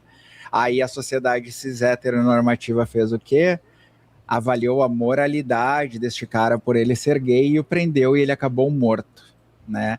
Não se sabe propriamente se ele morreu porque deram o veneno para ele em um acordo ou se foi feito algo através do governo para que ele fosse então morto, mas ele foi encontrado morto posteriormente, que é o Alan Turing. Talvez tu conheça este grande cara. Se hoje tu tá aí na tua internet com esse grande microfone, essa boa câmera, e eu também tô, a gente tem pessoas aí que são da comunidade LGBT que no passado ajudaram no desenvolvimento de várias tecnologias, né, que a gente utiliza hoje. Então, assim, é meio bobo dizer que há uma intenção nossa em mudar, por exemplo, o modo de viver do Miorim. Mano, caguei pra forma como tu vai viver, vai ser feliz, entendeu? O que eu não quero é que o modo de viver do Miorim e a crença pessoal do Miorim tenha o poder de virar lei e afetar a minha vida. E tirar a minha liberdade de viver enquanto indivíduo. Eu, por exemplo, sou casada, tenho uma relação monogâmica. E não transei com 1.600 pessoas, tá? Tem esse outro detalhe aí. Só que eu não subscrevo ao mesmo tipo de vida que tu, porque a minha vida é diferente. Só que hoje nós temos um processo em que, pela lei, os teus direitos estão garantidos e, pela lei, os meus estão tentando ser removidos. Então, se eu tenho este processo acontecendo, é óbvio que vai haver um levante contra isso. Da mesma forma que eu imagino que se tentarem revogar um direito teu hoje social, tu também te levantará. Então, eu não entendo a revolta e há também o espantalho de dizer que a gente quer destruir a tua estrutura familiar ou que a sociedade vê. A gente entende que existe uma norma e que a maioria das pessoas subscreve a ela, mas nem todas subscrevem. E essas que não subscrevem também devem ter seus direitos atendidos. É assim que a sociedade deve funcionar. A sociedade, ela não é homogênea. Os seres humanos não são homogêneos. A gente tem diferença genética de formação intrauterina. Então, como que nós não teríamos também diferenças sociais, né? Então não faz muito sentido essa atribuição para a comunidade LGBT, porque não é uma luta da comunidade LGBT. A gente quer não ter nossos direitos removidos. Miorim? Eu acho que é muito interessante você citar o Alan Turing, porque no debate com o Gustavo Machado eu citei o Alan Turing. Inclusive, um dos meus argumentos favoritos é o argumento Turing-God-Open-House, que é um argumento a favor do livre-arbítrio.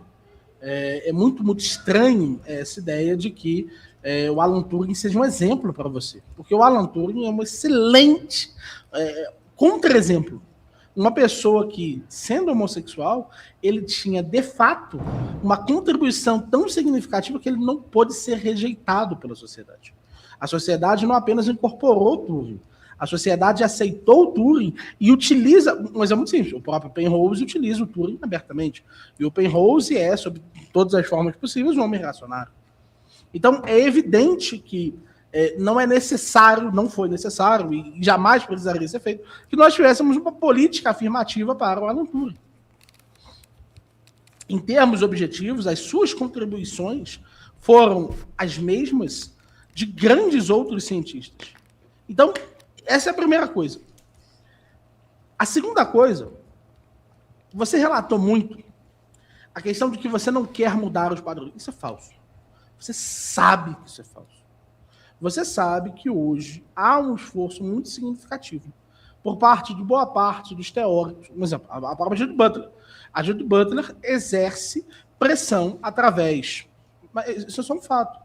A Judith Butler exerce pressão através de think tanks. A Judith Butler exerce pressão através de ONGs. A Judith Butler exerce pressão através de legislações para a modificação da vida no mundo. E não só ela. Outras, a Nancy Fraser, que tem uma atuação muito particular e específica. Cara, aqui no Brasil, quantas figuras hoje de esquerda não tem alguma atuação desses grupos? O próprio Jones Manuel. O Jones Manuel tem uma parte significativa dos seus projetos, das suas realizações, relacionadas ao financiamento provocado por instituições identitárias. É o caso. Nós temos modificação de política pública. Nós temos modificação da vida como um todo. Isso acontece hoje. Não é verdade que vocês estão sendo neutros, que vocês não estão buscando uma modificação na sociedade como um todo. É um fato que vocês não apenas querem modificar a sociedade, como vocês lutam para que isso aconteça. E que essas modificações, inclusive, incorporem, modifiquem e transformem comportamentos de pessoas que não são LGBT. Negar isso é simplesmente negar boa parte da identidade de vocês enquanto movimento.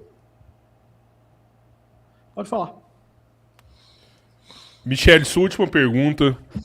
Breve comentário. Alan Turing foi preso e morto. Não sei como a sociedade o aceitou, né? Você era homossexual? Judith... Foi a questão que levou ele para cadeia. Judith Butler... ele foi morto por ser homossexual? Eu não sabia que no debate era pergunta esse, na sua vez, por favor. Parece que eu menti desse jeito, né? Você pode marcar aí e perguntar depois. Vai ter 5 minutos. Que nem eu tô fazendo. Judith Butler foi citada como uma financiadora, mas J.K. Rowling, que financiou todo o movimento no Reino Unido para mudar a legislação para pessoas trans, essa a gente ignora, né? E Jones Manuel, quando o Jones Manuel foi militante LGBT, que eu não tô sabendo, mas enfim, vamos lá. Minha última pergunta é a seguinte: homem é homem, mulher é mulher. É uma frase muito dita por pessoas anti-woke e que, apesar de muito burra na sua construção, busca partir para um determinismo biológico binário, discriminar ou diminuir existências dissidentes de gênero. vincula o gênero social, aquele com que a pessoa se percebe e que carrega consigo, ao sexo biológico, que possui inúmeras variações que levam, inclusive, a indivíduos que possuem 2 DNAs, a ausência ou adição de cromossomos sexuais de maneira natural, sem contar variações sociais de gênero ao longo da história da humanidade, voltando, inclusive, ao tempos dos sumérios nos templos de Ishtar. Visto que ao longo dos anos aprendemos mais sobre essas diferenças e evoluímos no conhecimento, qual a justificativa para manter uma posição que aceite a diminuição e revogação de direitos e violência, não necessariamente física, contra essas pessoas? 5 minutos. Há uma confusão danada aqui, né? Eu não apoiei a JK fazer isso. Na verdade, eu acho que o grande problema aqui, na verdade, é o de se ater ao que eu estou dizendo. Por exemplo, o que eu disse? Eu disse que os trabalhos de Turing foram incorporados pela sociedade. E eu disse que, em termos práticos, suas contribuições e até a forma como ele era visto pelo extremamente preconceituoso governo nazista, ele foi efetivamente estabelecido através daquilo que ele realizou. Ou seja, o Turing era muito mais do que homossexual. Muito mais. Em termos práticos, a civilidade requer esse tipo de prática. Quanto ao João Manuel, eu não disse que ele é um ativista LGBT. Veja que há um problema muito significativo, é de interpretação mesmo. Há um problema claro de interpretação. Eu disse com todas as palavras. Ele foi financiado por think tanks que têm pautas identitárias. Foi o que eu disse. Think tanks identitários. E ele foi, de fato. E há um esforço, mas é muito simples, o ICL. O ICL possui o apoio de várias ONGs identitárias. Ele possui, de fato, o apoio de uma estrutura identitária. E boa parte desse esforço do ICL de modificar a realidade está financiado, subsidiado, suportado de uma forma ou de outra por essas políticas. Negar isso e afirmar uma certa neutralidade e acusar de pânico moral aquele que apenas descreve um fato. É só um fato que vocês querem mudar a sociedade. É só um fato que vocês gostariam de provocar mudanças. E a J.K. Rowling está errada sobre isso, assim como vocês estão errados sobre isso. Isso é só uma constatação, gente. É só uma constatação. Eu só estou constatando fatos. É isso que precisa ficar muito claro. Agora, violência. Aonde quer que seja. Eu, como libertário, sou contrário à violência. Eu, como libertário, eu sou contrário a qualquer política pública. Eu, como libertário, eu não estou subscrevendo esses comportamentos. Eu, como libertário, se há uma tribo em algum lugar que tem um determinado conjunto de comportamentos, o Estado não deve modificar esses comportamentos. Se há uma pertinência social para um determinado comportamento naquele local, isso não deve ser arbitrariamente modificado, porque nós não sabemos os efeitos dessa modificação. Me acusar desse cenário é me acusar de algo muito estranho, algo que eu disse abertamente que eu não subscrevo. Pode parecer bobagem isso que eu vou falar agora, mas isso é apenas um fato. A não agressão, para mim, é um princípio. Para você, é uma opção. Você está disposto a agredir indivíduos para, em termos práticos, financiarem determinados elementos que você considera pertinentes à sociedade. Essa é a diferença moral entre eu e você. Quando eu declaro que certos comportamentos são ótimos, são excelentes, são comportamentos que devem ser mantidos, eu não acredito que outro deve ser subsidiado, que outro deve ser mantido, que você deve roubar em nome dele, você deve prender em nome dele, você deve matar em nome dele. Eu não acredito em nada disso. Nesse sentido, o meu olhar para essa coisa isso é algo que deveria existir na sociedade? E veja que aqui, isso é muito importante frisar essa parte. Não foi negado a existência desses núcleos de financiamento. Não foi negado a existência desses elementos teóricos. Não foi negado a existência desses esforços, nada disso foi negado. O que foi negado? Ah, não, deveria ter mesmo. Ah, não, isso deveria existir mesmo. Ah, não, isso é bom. Ah, não, você não sabe viver em sociedade, não? Foi isso que me foi repetido vez a vez. Isso não resolve. Até aqui a gente nem tinha noção de que isso existia, não. Agora isso existe e está justificado. É sempre assim. É sempre isso o que eu acabo vendo. Eu acabo vendo a repetição desse padrão. Ah, não, não só existe, como eu acho que isso deve ser feito. Se eu for chamado amanhã para participar de uma ONG, eu vou ficar muito feliz. Se eu puder ser parte da liderança da ABRA-ONG e eu puder dizer que um dos sustentáculos a partir de hoje vai ser o DEI, eu estou muito feliz. Isso são fatos. Isso é coisas que acontecem hoje. A liderança, por exemplo, da ABRA-ONG declarou que quer mais diversidade nas ONGs do país. E isso são políticas em curso. Não há como negar essas políticas em curso. Nós precisamos reconhecê-las e dizer, elas deveriam existir. É esse o ponto de vista que a gente precisa ter. Michele? 3 minutos, né? Sua réplica. A minha pergunta foi pro saco, porque ficou só na violência que não era necessariamente física, inclusive referir esse ponto, e partiu para outro lugar, mas lembrando que o livro que está na mão do Miorin, na mesa dele, na anunciação, fala de dar soco, quebrar o nariz da pessoa. O pacto de não agressão só existe na esfera aqui do debate, mas no livro publicado pela Alta Linguagem, não. Lá tem soco no nariz. Novamente, eu digo que há um desvio muito grave nas respostas, que é o quê? Criticou a Judith Butler abertamente no primeiro ponto. Aí quando eu citei J.K. Rowling, aí critica J.K. Rowling. Aí eu fui lá atrás, critiquei o anti-woke, falar só das pessoas de esquerda e tal. Não, mas nós publicaríamos um de direita. A partir do momento que eu apresento uma crítica, vem, mas eu farei. Mas por que não vem já de cara? Ainda vem o absurdo de como Turing era visto pelo governo nazista. Turing não estava subjugado ao governo alemão, não foi pelo governo alemão que Turing foi preso. Então não interessava como Turing era visto pelo governo alemão, cagaram para isso. Quem prendeu foi justamente quem usou ele como o cara que quebrou a criptografia depois, então, desses desvios, entre aspas, morais dele, né?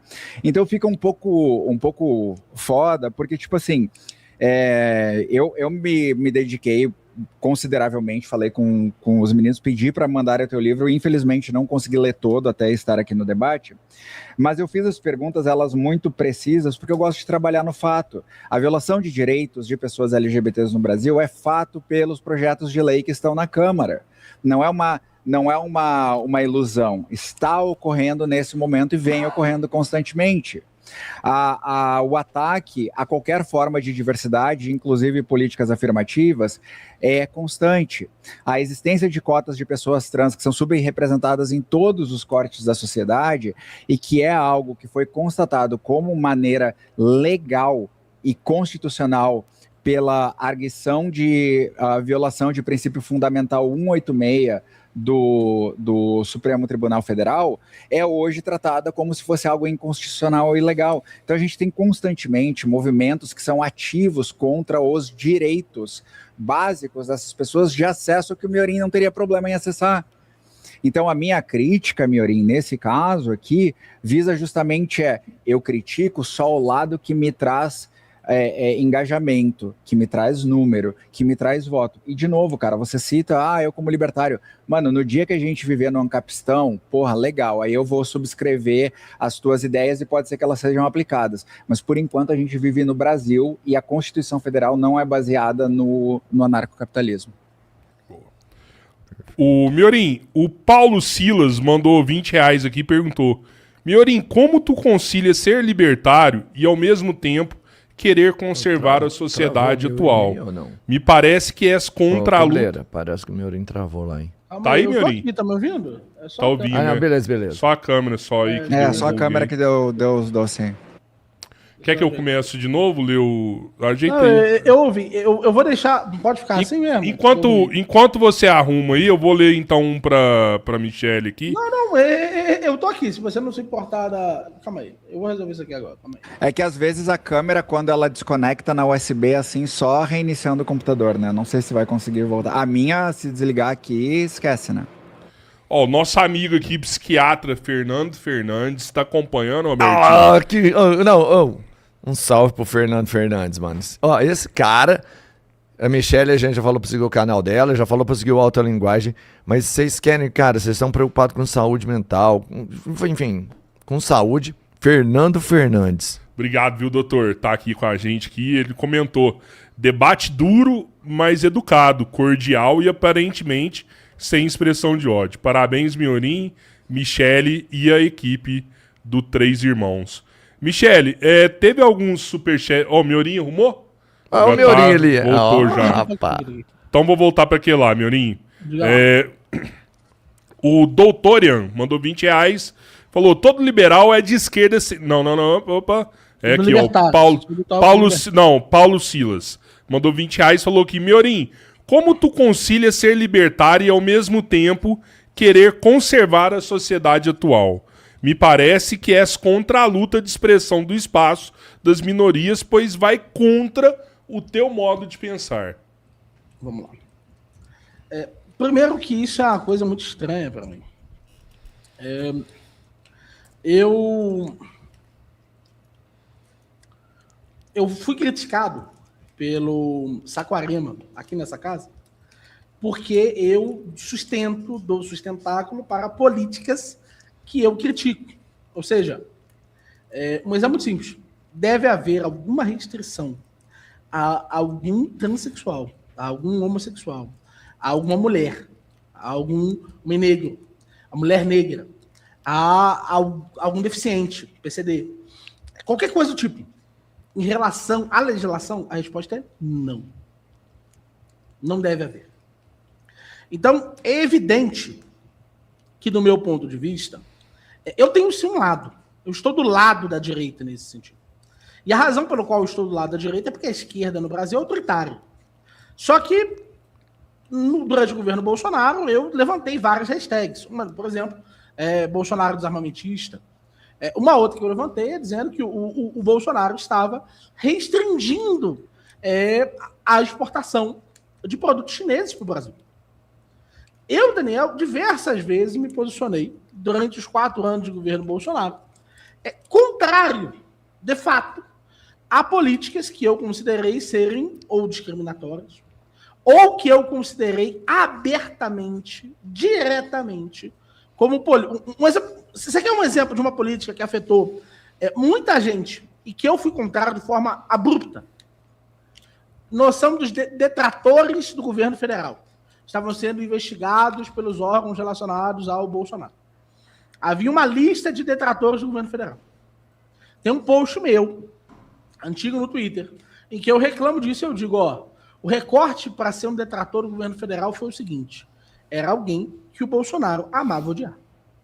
Então, assim, em termos práticos, boa parte daquelas pessoas não estava atacando realmente a consolidação e sustentação do debate público.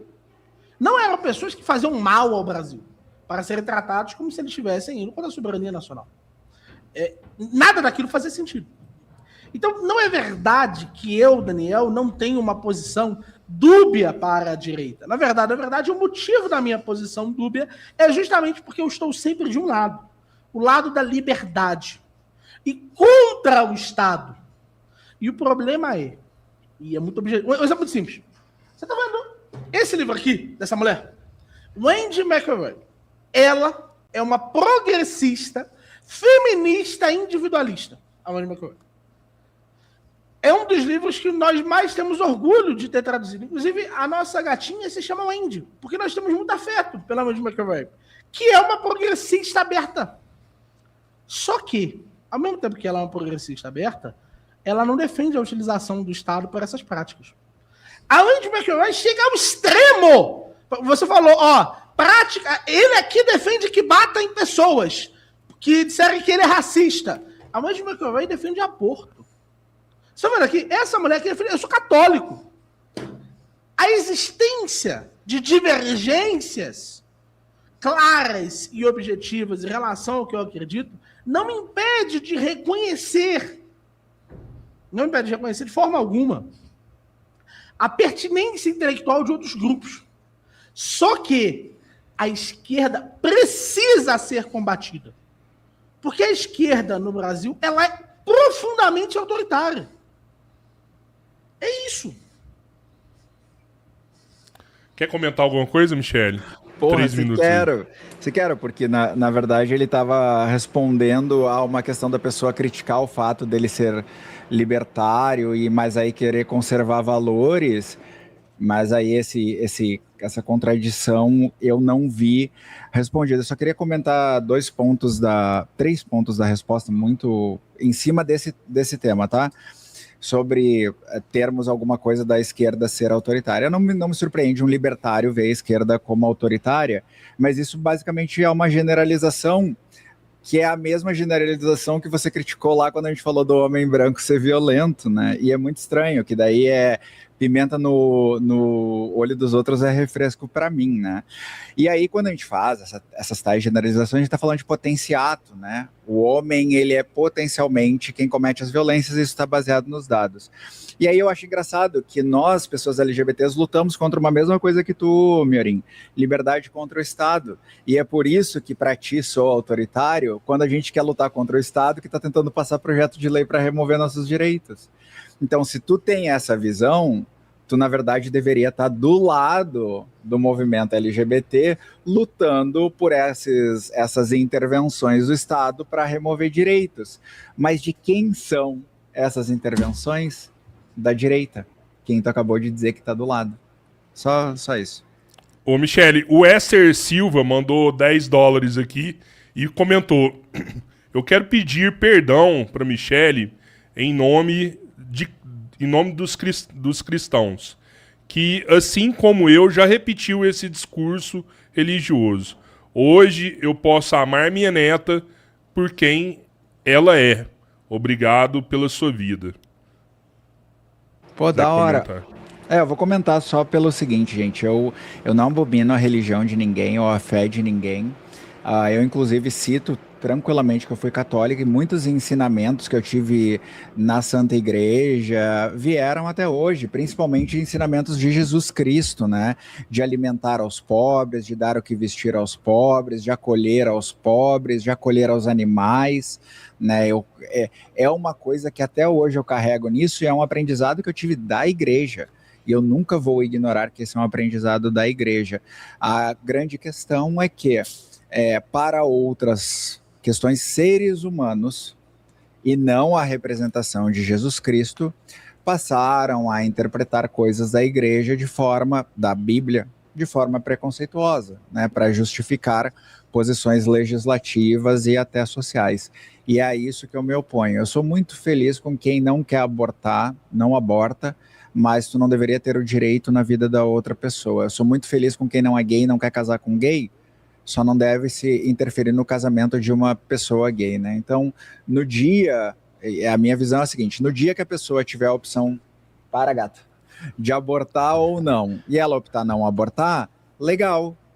Agora, se uma outra pessoa precisar abortar, que inclusive o impedimento do aborto leva a casos que a gente teve nos Estados Unidos de mulheres que morreram por sepse, porque o feto precisava ser retirado, mas a lei anti-aborto não permitia, né? A gente acaba, então, criando uma discussão moral em cima de algo que deveria ser uma discussão científica que trata, inclusive, da saúde da mulher. Então, agradeço muito a esse senhor que é cristão e desejo a ele a paz de Jesus Cristo. Miorim, você quer comentar alguma coisa sobre isso? Posso ir? Isso é uma coisa que as pessoas têm dificuldade de entender, né? Existe uma diferença fundamental entre o que a esquerda acha que acontece, por exemplo, do ponto de vista católico, e o que realmente acontece. O que a Igreja Católica diz sobre, por exemplo, a homossexualidade? É um pecado. Só que pecado peca eu, peca a Michele, peca o Tio Ró, peca o Robertinho, peca o Pedro, pecamos todos. Pecado é universal. A grande questão é que certos comportamentos são comportamentos. Eu estou usando a palavra comportamento o tempo inteiro porque eu percebi que é a forma mais fácil dessas pessoas perceberem o quanto isso não é um abstrato. É algo que de fato acontece.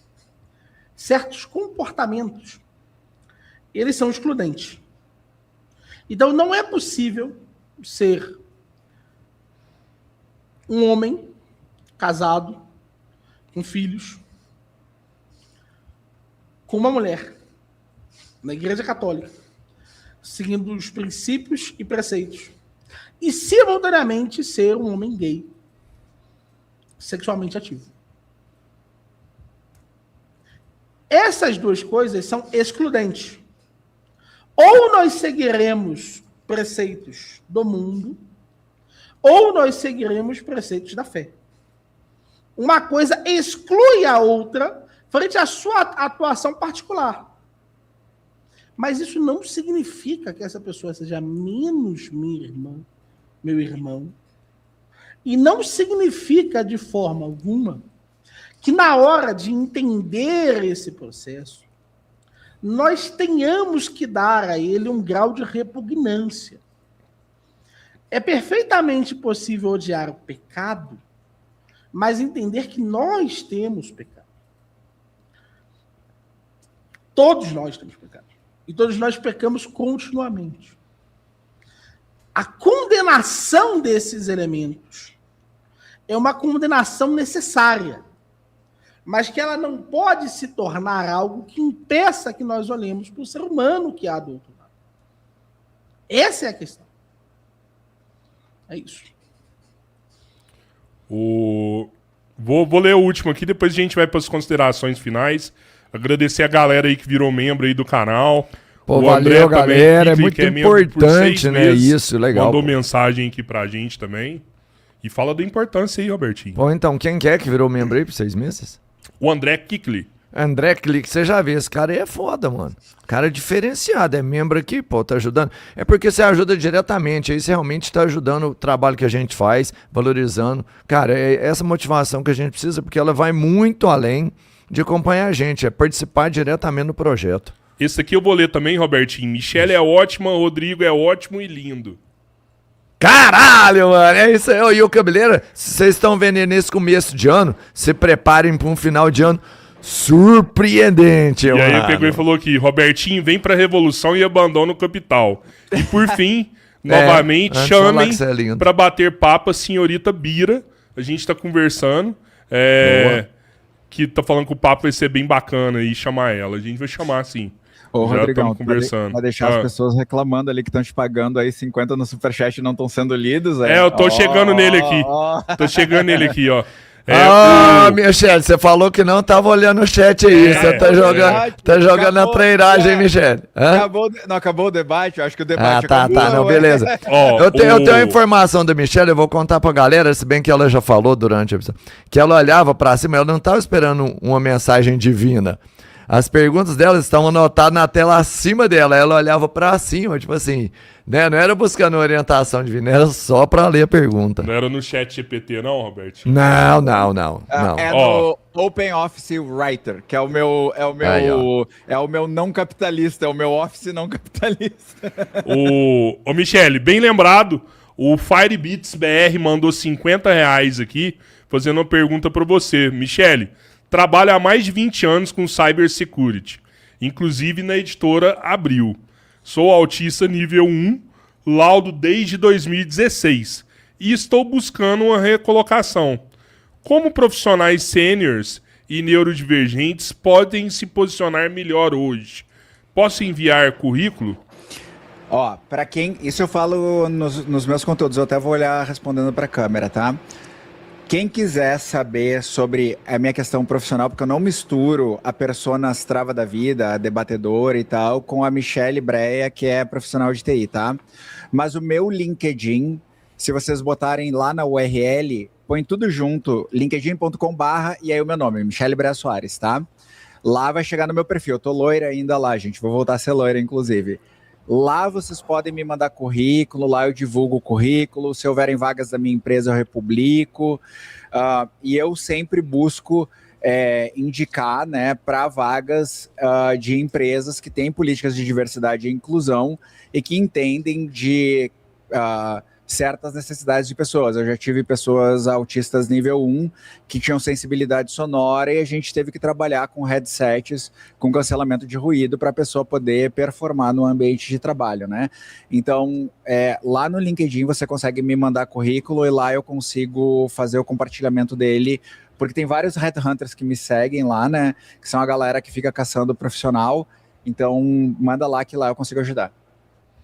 Quer dar alguma dica também, Miorim?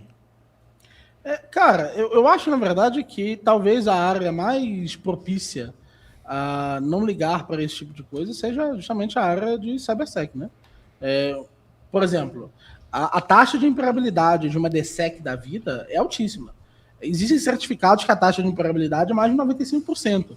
E isso, de fato, universaliza e democratiza o acesso a boa parte dessas políticas. Se tiver ali um OSINT bem feito, principalmente para a gringa, a chance de você não ser empregado beira zero.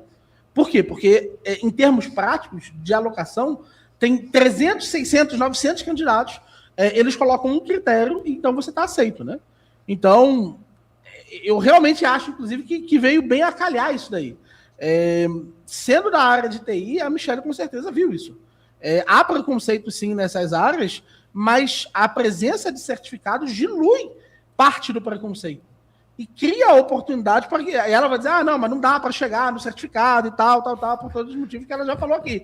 Mas a partir do momento que você tem, de fato, esses certificados, é muito claro que você tem um grau de acessibilidade muitíssimo maior.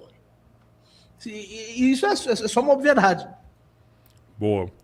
Ô Miorim, o pessoal perguntou aqui também se colocar banco mais largo no cinema é woke. Não, extremamente capitalista. Boa. Vamos para as considerações finais? 5 minutos aí para você falar o que você achou do debate aí. Pode falar mal de mim aí nesses 5 minutos aí que tá liberado, tá? Tamo junto. O que acontece? Eu sei que boa parte do público é imune a argumentos. Isso é inevitável. Sempre que você está lidando com a audiência, é sempre difícil. Mas eu espero que as pessoas, depois, na sua própria consciência, avaliem efetivamente a pertinência de certos pontos. E avaliem, principalmente, como é preciso entender o outro lado. Então, um exemplo muito simples, né? E eu citei algumas vezes. Autores anti-woke. Existem autores acadêmicos, universitários, doutores por grandes universidades, que, de uma forma ou de outra, se opõem ao wokeísmo, descrevem o fenômeno e se opõem a ele. O reconhecimento de que há uma tradição em sentido contrário à minha, de que essa tradição possui autores, de que há efetivamente um subsídio para o pensamento contrário, deveria ser o primeiro elemento para a consolidação de um pensamento crítico que vocês dizem ter. Vocês estabelecem toda uma narrativa acerca de qual poderiam ser os meios efetivos para o esclarecimento de certos aspectos frente à sociedade e para a politização dos indivíduos, e vocês não reparam que vocês fazem isso à revelia das considerações em sentido contrário que possam vir a existir. E vocês, inclusive, instrumentalizam muitas dessas questões com um aparato de cancelamento, de plataforma e de todas as outras medidas que, de uma forma ou de outra, foram tão empregadas por esses movimentos, que não reconhecem a pertinência intelectual da oposição. Veja, eu acredito, genuinamente, que o homem sobreviverá pouco tempo numa vida intelectual fecunda se ele não tiver alguma noção do que diz Sartre no Ser e Nada. Eu acredito que um homem que queira se propor a falar de sociologia sem ter lido Marx, Althusser, sem ter se dedicado efetivamente a ler, por exemplo, Gramsci, a realmente ler Gramsci, ele sobreviverá muito pouco nesse processo. Foucault, então, é indispensável. Foucault é claramente indispensável. Só que eu desafio a Michelle aqui, na sua exposição final, a me citar 10 teóricos anti-estruturalistas, ou 10 teóricos eu citei 10 com facilidade, que estejam do outro lado, ou seja, que entreguem uma cosmovisão diferente. Por exemplo, nos últimos 30 anos, você pode me citar 10 teóricos de direita que sejam, de fato, teóricos que tenham tido uma contribuição para o mundo e que sejam parte dessas grandes universidades? A resposta é não. Você não pode. E olha que, nesse sentido, a Michelle ainda se dispôs a fazer algo que é muito superior ao comportamento habitual que as pessoas possuem, que é o de se dispor a, pelo menos, ler algumas das páginas do Anti-Woke antes dessa conversa. Então, isso ainda é um esforço maior, e eu ainda tenho certa esperança que pode ser que ela seja capaz de fazer tal citação. Mas, provavelmente, não. E esse é um vício que a esquerda possui. Se vocês não se levantarem imediatamente e reconhecerem a existência de autores como Kolakowski, Milovan Dilas, autores, por exemplo, como Eduardo Feser, e tantos outros que têm uma visão de sociedade diversa e que têm motivos para ter essa visão de sociedade diversa, vocês estarão presos em uma bolha que se retroalimenta e é incapaz de dialogar com as principais questões do mundo. Isso é necessário. Isso precisa acontecer agora. Não há intervalos para essa possibilidade. Precisamos de um diálogo de fato. O que a esquerda faz hoje é levantar a ideia da violência. Santinelli, esses dias, estava falando sobre matar Nicolas. A esquerda abraçou a morte de Charlie Kirk. Em pouquíssimo diálogo. É isso o que acontece. Não há senso crítico em Vossas Senhorias. Vossas Senhorias se perderam. Vossas Senhorias são inferiores no diálogo público. Porque Vossas Senhorias acreditam que são capazes de preencher a si mesmos. E isso é muito claro. É isso. Michele, 5 minutos, considerações finais. Eu amo o mudo físico do meu microfone porque não aparece o que eu tô rachando o bico aqui, velho. Puta que me pariu, mano.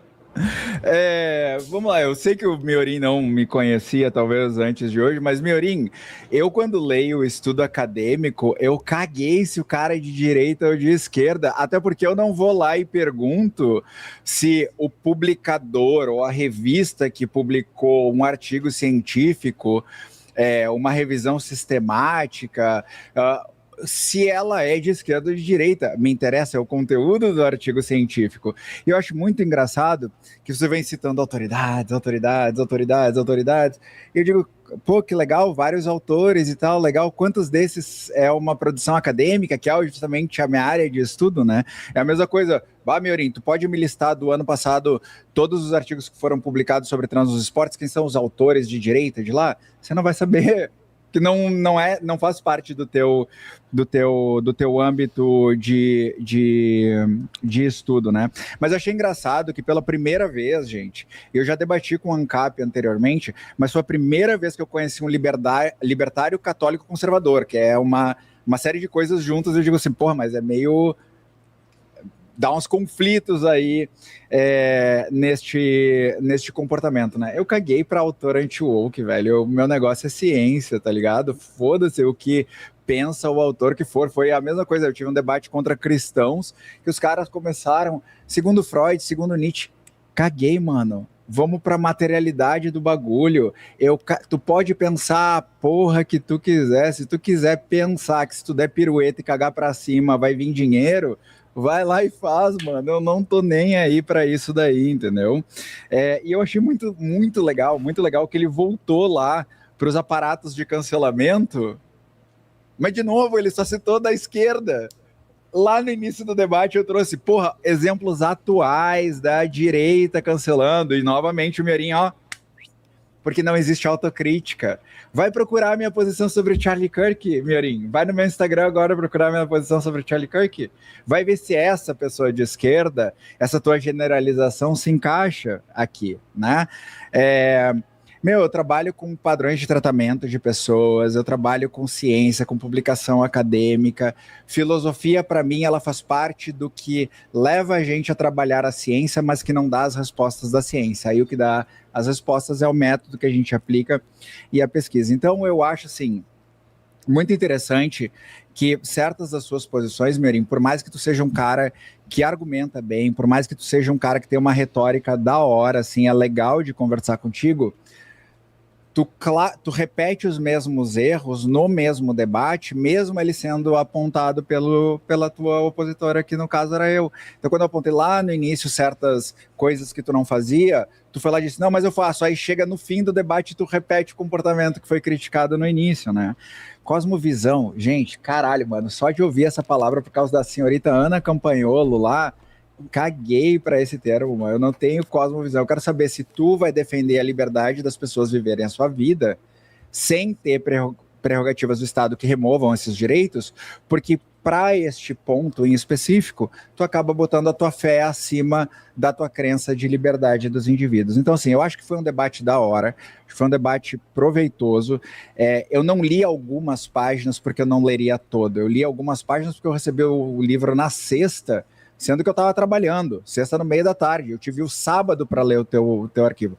Eu não tenho esse tempo, eu tenho uma família para cuidar. Eu vou terminar de ler e vou fazer algumas críticas pontuais ao livro em um outro momento. Mas eu acho que o diálogo, Miorim, que tu tá propondo, tem que partir do teu lado também. Porque se eu tô te apresentando problemas sociais contra os quais eu tô lutando contra, e tu vai lá e tu não fala nada sobre esses problemas sociais, e tu continua simplesmente batendo na mesma tecla de que isso vai violar a tua fé, as tuas crenças pessoais, bom, então tu não abriu a porta para diálogo. Se eu não quisesse dialogar, eu não tinha aceitado debater contigo com um aviso de 2 dias. Porque eu não faço isso. Eu debato com semanas de antecedência de preparação, entendeu? Então, eu acho assim ainda que foi um debate da hora, eu acho que tem muito para ser aproveitado aqui, e eu acho que as pessoas vão poder ter a oportunidade de ter essa visão diferente do que o livro diz, né? O anti-woke, de esquerda histérica, gritona e tal, caramba quatro, quando na verdade a violência está escrita no próprio livro. E para finalizar, vai ver o que a direita está fazendo agora sobre a mulher lésbica que foi assassinada nos Estados Unidos e ver se essa é uma posição que faz sentido, né? Já que a esquerda teria abraçado a morte do Charlie Kirk. Mas qual foi a minha posição, por exemplo, sobre isso aí nesse caso? Você sabe? Não, mas eu... Então, eu estou pedindo nesse pra sentido, assim, estranho. Porque, veja... Vocês Miorim, não tô mediando tempo, hein? Não. Se quiser continuar a bater um papo, não tenho problema nenhum com isso, entendeu? No caso do ICE em particular, cara, não tem lá corte, eu dizendo que isso era um absurdo. Que o Estado matou ela. Várias e várias vezes eles se pronunciando contra o ICE. Dizendo que o que eles estão fazendo com os imigrantes é ilegal. O que eles estão fazendo, independente de ser legal ou ilegal, não deveria ser feito. Olha que da hora. Aí a minha posição com o Charlie Kirk, que ele não deveria ter sido assassinado daquela maneira. Só que olha o movimento que teve de dizer que era uma pessoa trans, depois que era um esquerdista, depois que era um comunista, depois que era um cara que namorava uma pessoa trans. Um monte de coisas, quando na verdade todos os inscritos davam a entender que ele era do Groyper, que era o grupo opositor, que é do Nick Fuentes, que também é um grupo de direita. Olha que loucura, né? Mas eu acho que nesse ponto nós temos a mesma visão, entendeu? Uma pessoa de esquerda e uma pessoa de direita. Quem sabe a gente marcar a parte 2, tá? Desculpa assim aí interromper, Miorim. É porque regras são regras, né? O debate acabou. Não, relaxa, né? A gente fez as considerações finais. Eu só quis frisar porque ela tocou nesse tópico que eu quis deixar minha opinião. E entendeu? Eu quero te falar um negócio. Você me complica, viu? Você me complica. Porque eu cobro que as regras sejam seguidas, e aí depois o Malboro começa a me xingar, depois a galera do Alta Linguagem começa a falar que eu sou filha da puta, que eu tô te prejudicando. Mas você me complica, você. Tá? Mas eu quero te agradecer, cara. Isso pode Foi ser muito bom. Aqui, foi muito bom você voltar na nossa casa.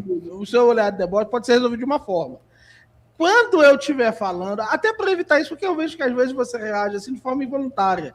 Quando eu estiver falando, ou uma pessoa de direita estiver falando, ao invés de botar o tio Ró para reagir com essas caras e bocas, por que não botar o Robertinho? Olha a liberdade individual. Olha a liberdade individual. Olha o libertário. Eu tô propondo. Você pode ou não fazer teu negócio. Não.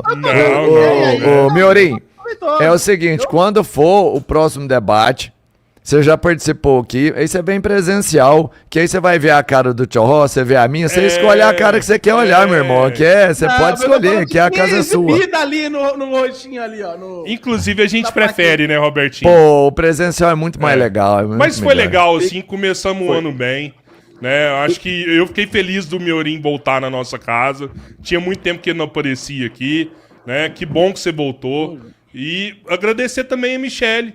Mais uma vez aqui no Três Irmãos. Valeu Sempre bom demais. Tá com vocês. E Miorim, o Cabeleira ficou feliz. Eu fico muito mais feliz que ele. Cara, eu te gosto de coração mesmo. Sou muito seu fã. E como você estava sumido, você não era uma aposta, mas agora que você voltou, você continua sendo a minha maior aposta, rapaz. Tamo lá. Vamos comer uma carne, Miorim. Amanhã a gente tá com o Rubem Gonzalez. O pessoal até pediu aqui também, viu, Michele? Um debate seu com o Rubão. Vixe Maria. Se for rolar, depois a gente vê com a Michele se ela topa. E aí a gente faz presencial. Já conheço o Rubão e eu posso dizer que aquilo que ele faz dos debates também não me atinge. Eu amo debater porque sempre espero aquela esquerdista sensível que vai reagir a tudo. Esquece, mano. Eu vou estar dando risada contigo e vou rir da tua cara também quando falar bosta. Boa. Comentem aí o que vocês acharam desse debate. E amanhã, se inscreve, like e até amanhã. Até amanhã. Valeu, galera. Um ótimo ano para todo mundo. Um abraço, Augusto. Um abraço, João. Fui.